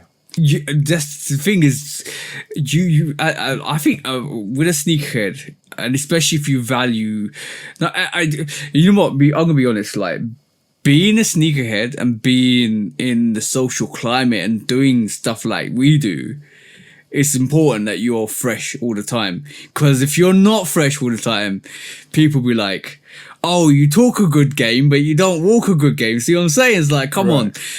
So I think for having that standard, like if you're posting pictures all the time on Instagram and you're like, I'll post a picture of this, I'll post a picture of that, and everybody sees all of that heat on your timeline, and you pop out with a pair of banged out Crocs with holy socks, then yeah, people be judging you, bro. You can't be doing that. You can't be doing that. You got your reputation on the line there, bro. We known for being sneaker guys, so we got. Yeah. For me, I gotta have on some nice sneakers every time. Even if it's just there's a lot of judgment. There is a lot of judgment. Like I think with sneakerheads, we can be sneakerheads are snobs. I'm gonna say that honestly, sneakerheads. Footwear. I think now you're talking about what comes with being a sneakerhead. Yeah, footwear snobbery. Does come with being a sneakerhead. 100%. Now that's not to say that you gonna disregard a person because of their choice of footwear. No, but you're judging the footwear. Period. Yeah. So like for instance, right? If you like, I know this about you, bro. If you went to the shops and constantly met this one person who's always got Jordans on, who is 4s, 6s, 7s, 8s, and the more you talk to the person, you're more receptive to have that conversation with the person. Yeah, bro, love you. You see what I'm saying? But if that same person was wearing Yeezy 350s, 380s, 700s, you're like, okay, I must stay myself over here. You just stay. And even though you might get talking, the relatability with somebody that actually wears the same stuff as you're more open to that conversation than you are with somebody that isn't wearing the same stuff. Do you ever get that? A bit. The only person who I was around who wore Yeezys regularly, I want to say is Retro Rick, and he didn't wear them a whole lot. Like I never really been around big Yeezy fans like that. I have had the Yeezy versus Jordan conversation with people outside, but for the most part, I don't want to have that conversation. Yeah, out of respect, I think you do that out of respect. Yeah, because I don't want to bash somebody. You know what I'm saying? Like I don't like the shoes that you like. So how far is this conversation gonna go? And is it gonna get disrespectful? Because if it get disrespectful, then it ain't about the shoes no more. Now it's you know what I'm saying? Yeah. Because the thing is, I think being a sneakerhead, there's tribalism in there as well, because you want to stay with a Nike tribe or a Jordan tribe, and like you could be a Reebok fan, you want to stick with your Reebok guys, and I think there's isolated It's like being a segments of sports fan silos. almost. Yeah. There's isolated segments of silos of people that will only rock Adidas, will only rock Jordans, will only rock Nike and Jordans and Asics and all that stuff, and you're like, it's hard to open that conversation up with somebody outside of that kind of silo, because you're like, all right, we're going to talk about sneakers, but then am I going to be fronted with conflict here? Because all of a sudden, you see what I'm saying? Yeah. You're like, if I talk about, yeah, Michael Jordan's the greatest, you'll be like, nah, bro, like, hey, you check these Adidas out. Kanye West is the, like that, you see what I'm saying? Or Hatman's the guy. He's that whole you automatically at loggerheads, because your common subject is no longer a common subject, is up for debate, because you both want to have that back and forth. It's always going to be up for debate, but it's more fun debating within brand. Like, when we are Nike Jordan guys. Most of the time when we're debating sneakers, it's semantics. It's not whether this silhouette or this colorway is good or not. Most of the time, we tend to agree on that type of stuff. And when we disagree, it's a buy what you like, rock what you like type of thing. Yeah, even when Ian came onto the podcast, I think it's good to, like, as a sneakerhead, I'm gonna be honest, it's good to be open and not closed off in terms of what you kind of think. Like, I feel like it's a better conversation when you actually are more open. And Ian is like the person that came onto the pod that was literally kind of going at us for a little while, and then when he came onto the pod. Mars is predominantly an Adidas guy as well, but when they come on, when you have that open discussion, it's important. I think a lot of tribalism dictates people to stay in that lane, and all of a sudden, like, you just want to defend what you want to defend, but it's not about defending. It's about, like, yeah, I like what I like. It doesn't matter what you guys like. When you get on the defensive, you find that the conversation is more like, yeah, I think my thing's better. Or I think your thing's better. No. It's probably true to you, but you gotta always kind of take yourself out of the box and think about what the other person's history. And this is where we talk about sneaker culture. I think it's very important to realize where the other sneakerheads' history is and how they've been brought up, what region they've been brought up, what they've gone through in their life, and that's essence is culture. Like, what you grow up with, what you learn is your culture.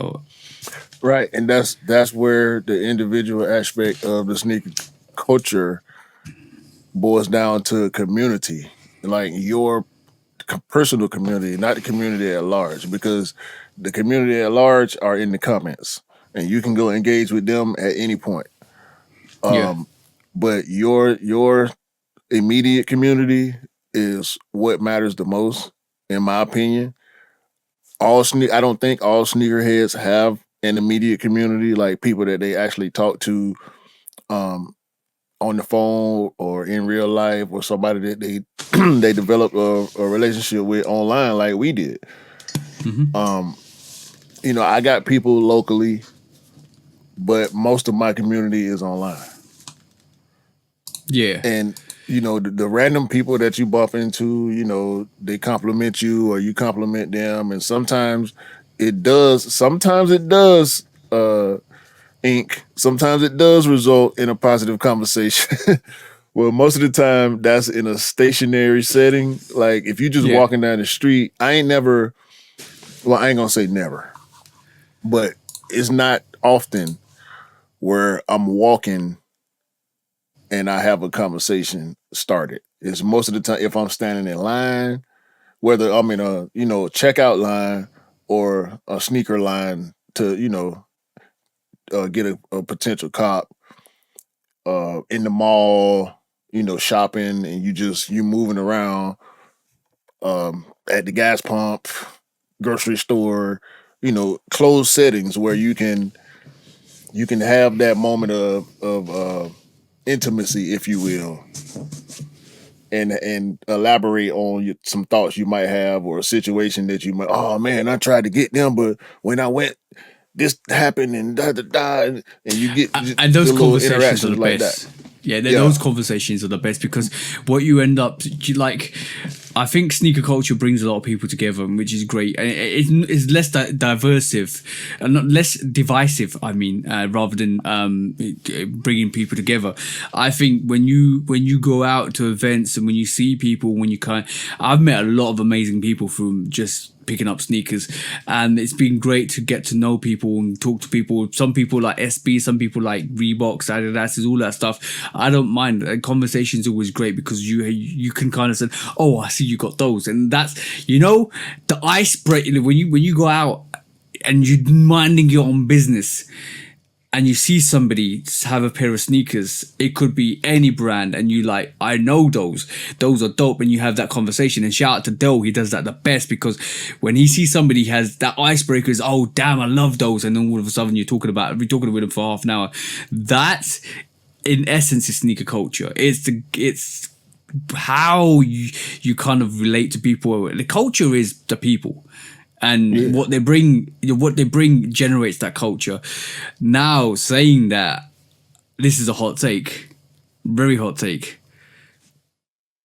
I think hypebeasts have elevated the culture.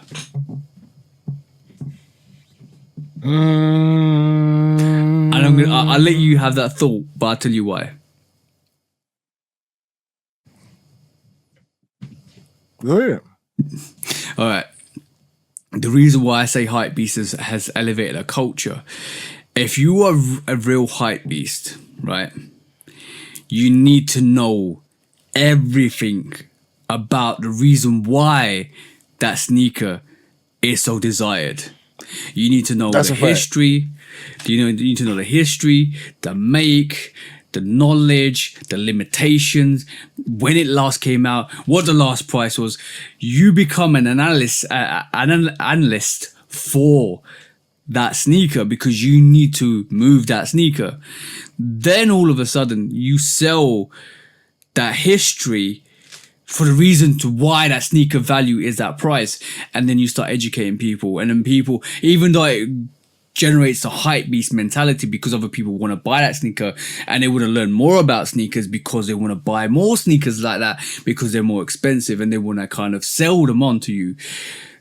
That kind of elevated the sneaker culture in a good way and a bad way because it's both sides. But I do believe that brought a lot more knowledge to the younger generation as well as bring knowledge to other sneakerheads because you can't go on the street and say, you know what, I got this sneaker here, it's red and white, bit of black on it, it's a Jordan 1 and I'm going to sell it to you for £700.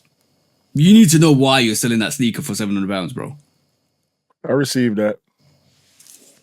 I won't give you no pushback on that. I could, for argument's sake, but I won't. I'll let that breathe for now.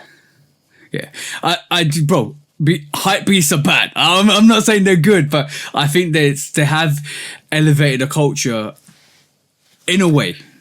It depends on the person still, because I see both sides of that argument clearly. I see exactly what you're saying, and I agree 100%. But there's the other side to that coin. And That's the part that I'd rather not even get into because before now, I found no reason to credit hype beasts. Culture. But I'm talking about elite no, I know. People. We know what you mean. Well, no, I'm not talking about the leeches that leech on to the price and then want to sit down. No. That's what I'm saying. That's what I'm talking about. Yeah, I know. I knew where you were coming. Even before you said it, I knew what you were thinking. Because there's always gonna be leeches. There's always gonna be people that want to latch onto that. You got to make the separation between the types. Again, there's some people who are on my side, the I only buy Nike and Jordan side, who I do not want to have a conversation with. Bro, what do we always say? There's levels to this. Levels to this. Yeah. So we're talking about top tier levels, and anything below that, you can like then start to break it down into subcategories of that actual eliteness. See what I'm saying? Yeah, and I ain't putting myself at the top neither. Don't make that mistake. I'm not putting myself at the top because I know how far I go and how far I'm willing to go, and I also know people that go to space when it's time to get that shoe. I ain't going bro, to space to get we've had two people on the podcast that are like that. So shout out to the bros. You already know who you are. Yeah, even more. I would say even more. I'm limited to two. At least I would say at least two. At least three. Yeah. At least three. But you know what? Sneaker culture is a very four. Oh, okay, cool. So sneaker culture is very gone. Polar. Hey. Ink and Money. Hey. Mr. Miller. Yep. And Big Fresh. Okay. Oh yeah. I forgot about Big Fresh. Yeah. You spend that money, boy. Yeah, but by the way, it's awesome because you know what? Like I always say, as people within the sneaker culture, as people that actually do content and actually do have conversations with real people that actually buy stuff, we love to see this. Like I'm not capping. We love to see awesomeness because it makes us believe that we can achieve the same awesomeness and keep striving towards that as well. Not saying that we're gonna be that in the future, but what I'm trying to say is it's always good to see beautiful sneakers with beautiful people that want to talk at and have that conversation. That's entirely. We are the people that build a culture, and it's up for us to either condemn it or gatekeep it or open it up and be more diverse with it. It's up to us. Some people want to go down a gatekeeping route because they don't want other people to actually dilute the culture that they're in, or they want to actually open it up to other people to invite them in. It's all up to you guys. It's up to you guys to narrate that, and it's important that while we're in this transitional period with whatever that's happening with the brands, it's up to us for us to keep that culture going and for us to actually demand better from the companies. Because, let's be honest, there's people that will always buy sneakers. We all need sneakers, but the people that actually influence the culture is people like us, because we should be the ones that are there to say, even the people that are way more bigger than us should be able to say, enough's enough. We can't see like prices increase, and we can't do this and we can't do that. It's important. It's very important to actually have those conversations. I saw a lot less Nikes and Jordans at the concert last night. Seen a lot of New Balance. Seen a lot of Asics. Saw a bunch of Sambas. I did see some Jordan 1s. I didn't see no 3s. I didn't see no. I had on the Sashiko foes. I did see a couple pairs of foes. I saw the obsidian green foes right next to me, actually. I saw some tier 2 Nike stuff, but not really no hype. I saw the one dude had on a pair of taxis. I peeped. But I didn't do too much moving around. I was really just watching from my seat and on the way in and out. But it's a lot less swoosh and Jumpman out here than it was a couple years ago. So it's definitely changing. And we talk about it every week, how the brand's struggling to keep up and what's going to happen with stock numbers and releases and all this stuff. So y'all have to realize where we are right now. Let's not look back and feel like we missed something. We are definitely in a downswing, a big downswing in the sneaker culture. So, and you can tell by the prices as well. Some of the sneakers that were thousands of pounds or thousands, they're no longer that price anymore. It's 500 is now 200. Yeah. So 100%. I'll say this to close it out before we do our favorite part. Some of us will sit out in the rain and shoot free throws all night, and some of us only practice when the team practice. So you got to live with the results. Yeah, 100%. I like that. I actually like that. That's good. That's a very good thought, to be honest. Yeah. But yeah, sneaker culture, guys. You are the sneaker culture, so make it awesome. That's it, pretty much. Yeah, please. By the way, randomly came across this the other day. You know Jordan 4 prices are going up, yeah? Mm-hmm. You saw that, yeah? Yeah.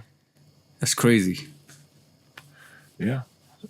Shout out to everybody in Montgomery, Alabama, man. It's the anniversary of the Montgomery Brawl. I love y'all, that. Man. I love that. Hopefully all y'all got cleared of y'all charges and y'all got y'all situations out the way. Those of us that we was rooting for. Shout out to Aquaman too. Aquaman's the GOAT. Yeah, bro. Funny enough, me and the missus pulled that clip up a month ago to watch it again. Because it's coming to the anniversary. Was I think last weekend or something like that. Yeah, they need to give out what do you call it, gold steel cheers for anti-racism. Why not? That's awesome. Oh man, you stupid. That was a good one. Right, let's go to our favorite part, bro. When resale is too high. Damn resellers. Order.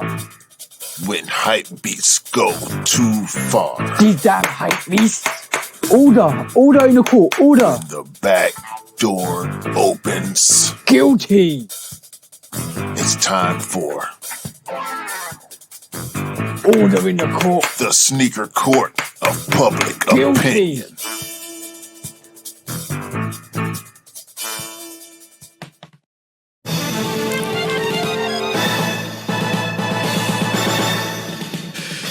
Guilty. Welcome back to the Sneaker Court Public Opinion with me, Judge Public Opinion and Executioner. And today, bro, what a couple of weeks for Marcus Jordan. First of all, he's given the lowest collaboration on the charts, finishing last. Of all the collaborators that have done any collaborations with the brands, which he came out and said something about, which he wasn't happy. Then this week, allegedly, no, not allegedly, there's photos. There's a photo of Marcus Jordan sniffing some white powder. Now, is he crashing out, bro? I don't know. Like, is he crashing out because of the ratings? Like, how, what's going on with him, bro? He ain't crashing because of the ratings. He crashing because Larsa left his ass. Can I say that again? Larsa left his ass. Oh, okay. Okay, I got you. I didn't know that. But you got an image to withhold within your community. Okay. Check this out. Go on. I'm gonna give you 3 names, all of which have been in relationships with Larsa. There's Scotty, obviously. Yeah. There's Future. And there's Marcus Jordan. 2 of them names have things in common. The first and the third. And they both, crashed out when she left. Mm-hmm. So that tells me, and this is just my opinion, something with Marcus and Scotty is common to where their behavior seems weird to the outside world post Larsa. Mm-hmm. Future didn't display no erratic or out of the way behavior when he got through messing with her, because he rapped about her too. Yeah. So yeah, I think it's Larsa. So it's something about her that when she leaves, yeah, I don't know. She might be a party girl. She might have turned him out or something. Now she gone. He can't take care of him, and he don't know what to do. So he out here looking crazy. Yeah. It's not a good look. It's 100% not a good look because now your image is on the line. Your brand deal probably with Nike is on the line. Everything, you just put everything on the line, and because you're crashing out because of, bro. I found the whole Scottie Pippen situation really, really, really bad. Like how you getting with your father's teammate's ex. I just found it really awkward. That's an awkward conversation, bro. That's a very awkward conversation. And then they got engaged. He allegedly was trying to get MJ to be the best man at the wedding. I don't know if they actually got married because I don't keep up with celebrity news like that. No. But they started a podcast. And then they broke up.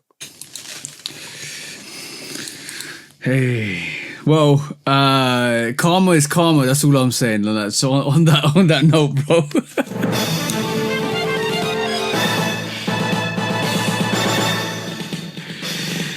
Guilty in what Rick Dub said last week.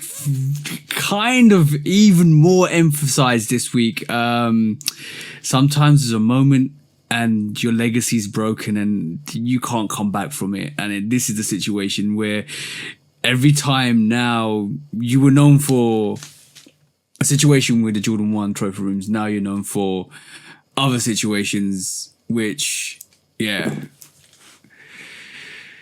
I'm just reading this. Go on, bro, read it. Who is Marcus Jordan's new girlfriend? Ashley Stevenson, who looks just like his ex, Larsa Pippen. Oh, man. They say he been holidaying with this chick in France. We have photo evidence, ladies and gentlemen.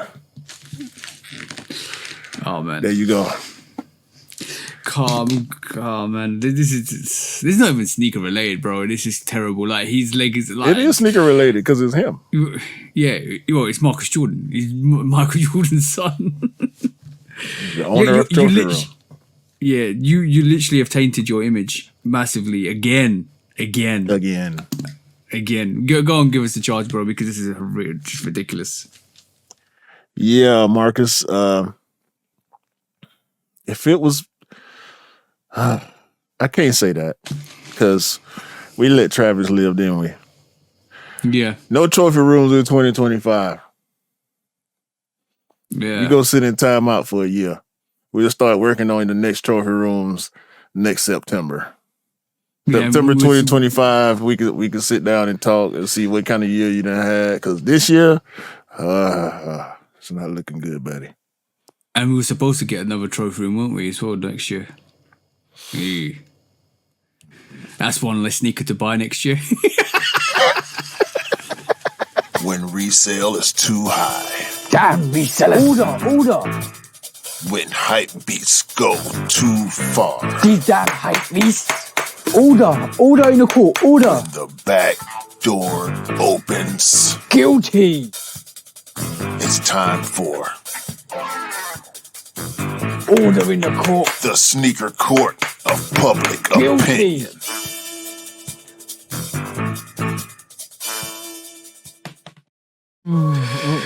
Hey, every bad situation has a silver lining. What's that? Oh, the one less sneaker? Yeah. Yeah, one less sneaker for us to buy.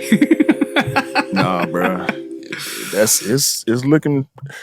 That's how it's looking, bro. It's looking like Spicy. He hurt, man. So Yeah, you can't trample on somebody that's hurt. Like, bro, we've seen it before when celebrities have gone and like had situations, left their partners and actually gone with another partner that looks similar to their ex-partner because they miss them. And I to be honest, that's rebounds. I can understand that. Like, it's really sad when that happens, but it's like you're a. Can we say Marcus Jordan's a celebrity? Yeah. Yeah, definitely. Right. Marcus Jordan is definitely a celebrity. So you don't want your image to be tainted. And your image as a celebrity is very important to you. So it's important you keep up that image. For him to be photographed outside in public like that is not a good situation. You got a lot more to lose than anybody else in your actual position. You got your actual dad that's associated with Nike, that's associated with Jordan. You actually got a company that's actually mingles with the Nike and Jordan, so it's very important. Like, I don't think they were happy with, hey, this company is separate. So here's the difference. I'm gonna break it down for you right here. Michael Jordan is a celebrity because of basketball. Yeah. Marcus Jordan is a celebrity because of Michael Jordan. Now, in developing his brand, he put himself in the spotlight. Mm-hmm. He put himself in front of the cameras to grow his brand, to build influence, to grow his brand. He put himself with celebrities. Who ain't gonna hang with Michael Jordan's son? Especially if you're a sneaker guy, if you're a Fat Joe, if you're a Jada, if you're a whoever sneakerhead celebrity that's already famous, of course you're gonna kick it with Marcus Jordan.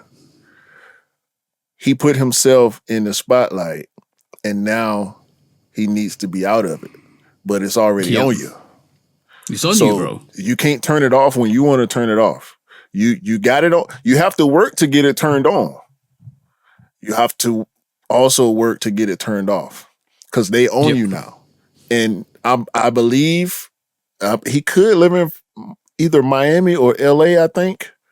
Mm-hmm. But when you go international, you go into France, they gonna see you, bro. They gonna follow you. People are on you. You know what I'm saying? People know you. If people know you around the world, that's because your plan worked. Your plan to build influence to further your company worked. Yeah. So you got to be careful. And he don't move like Pops.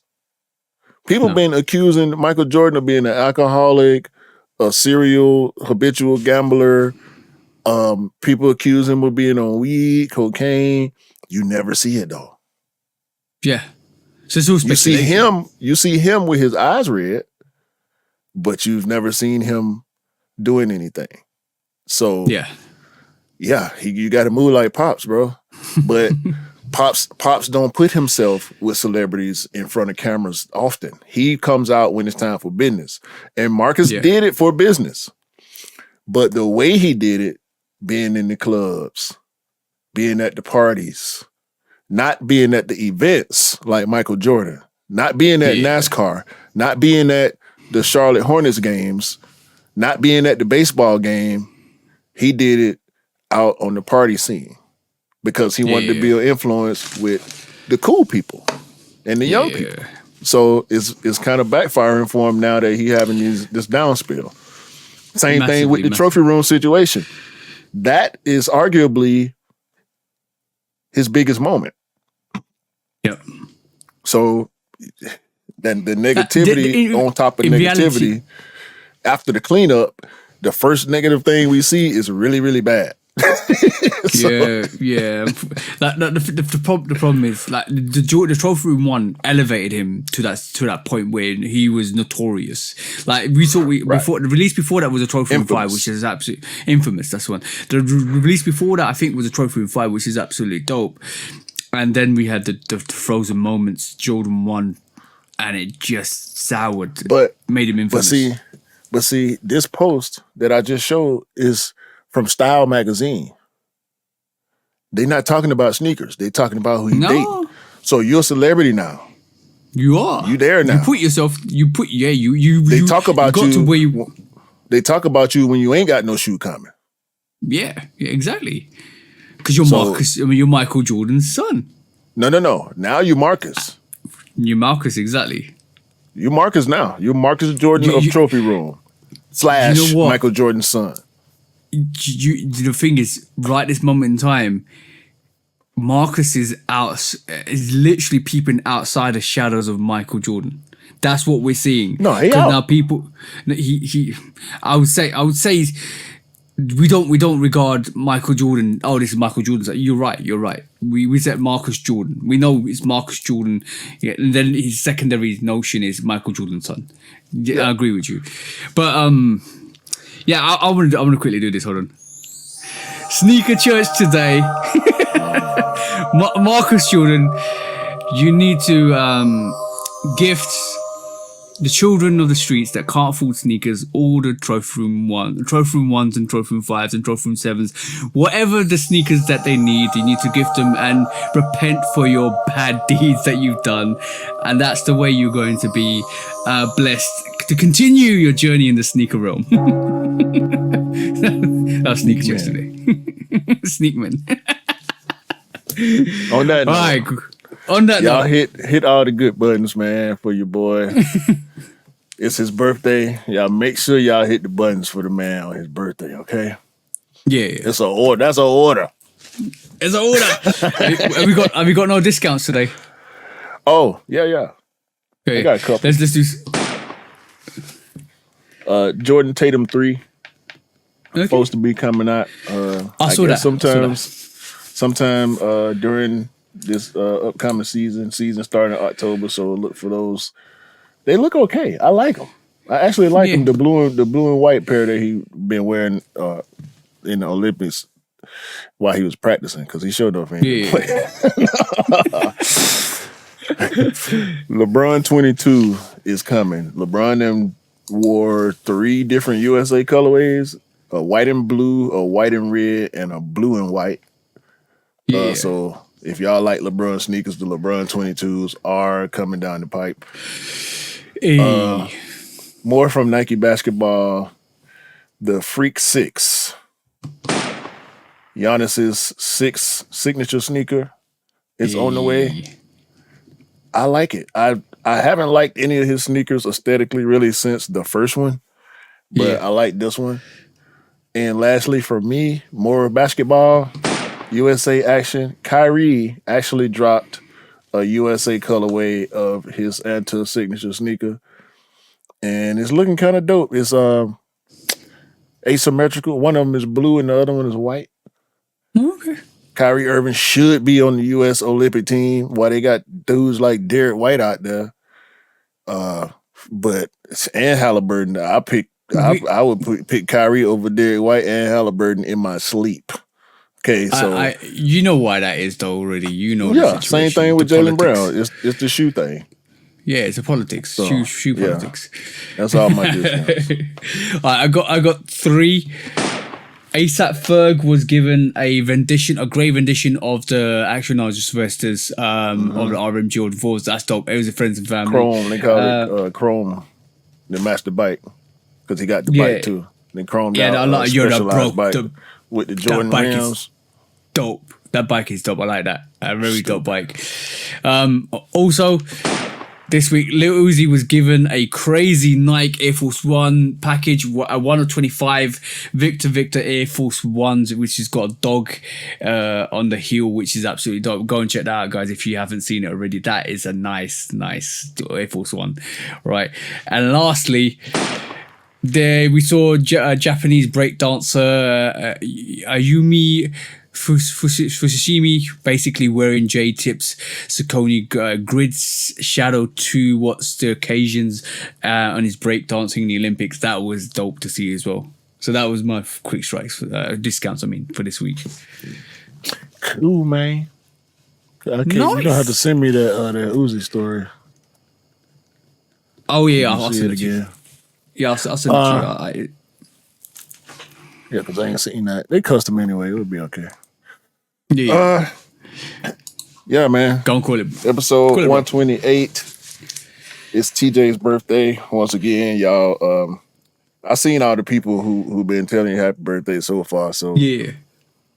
By the time y'all see this, hopefully y'all would have been and said it, or we don't care because I don't accept late happy birthdays. So if y'all try to give my boy a late happy birthday, he might accept it, but just know it's being accepted 50% from the pod. Okay? Shout out to y'all anyway, though. If you don't know, you don't know, because he don't put it out there. Just like I don't really put mine out there. No, But no, it no, is what it no. is. I don't like to make it a special occasion. It is It's though. another. It is though. But like for me, it's just it's another nice day. I want to be relaxed. I want to just take it cushy, no drama, no nothing. I just want to enjoy it my way. And to be honest, I just look when it's my birthday, just refresh, start again, and go in harder the next year. That's all it's all about. And keep being awesome. That's the most important thing. To keep doing your thing and being awesome. Whatever, man. It's a holiday, okay? It's a special day. Celebrate. All right. And y'all make sure y'all send all the goodwill wishes out there. And y'all also make sure y'all take care of yourself. And know that we appreciate y'all. The audio listeners, the video viewers, the commenters, the bros, the sisters. Everybody have a great week, great day, great week, great month, great year. Great year. And continue to buy what you like and rock what you like. And don't believe the hype, because the hype ain't real, okay? And remember, sneakers don't make you cool. You make the sneakers cool. Hell, you talking about? Exactly. Simar at the end of the pod. Bye, man. Bye. Peace out, guys. Peace.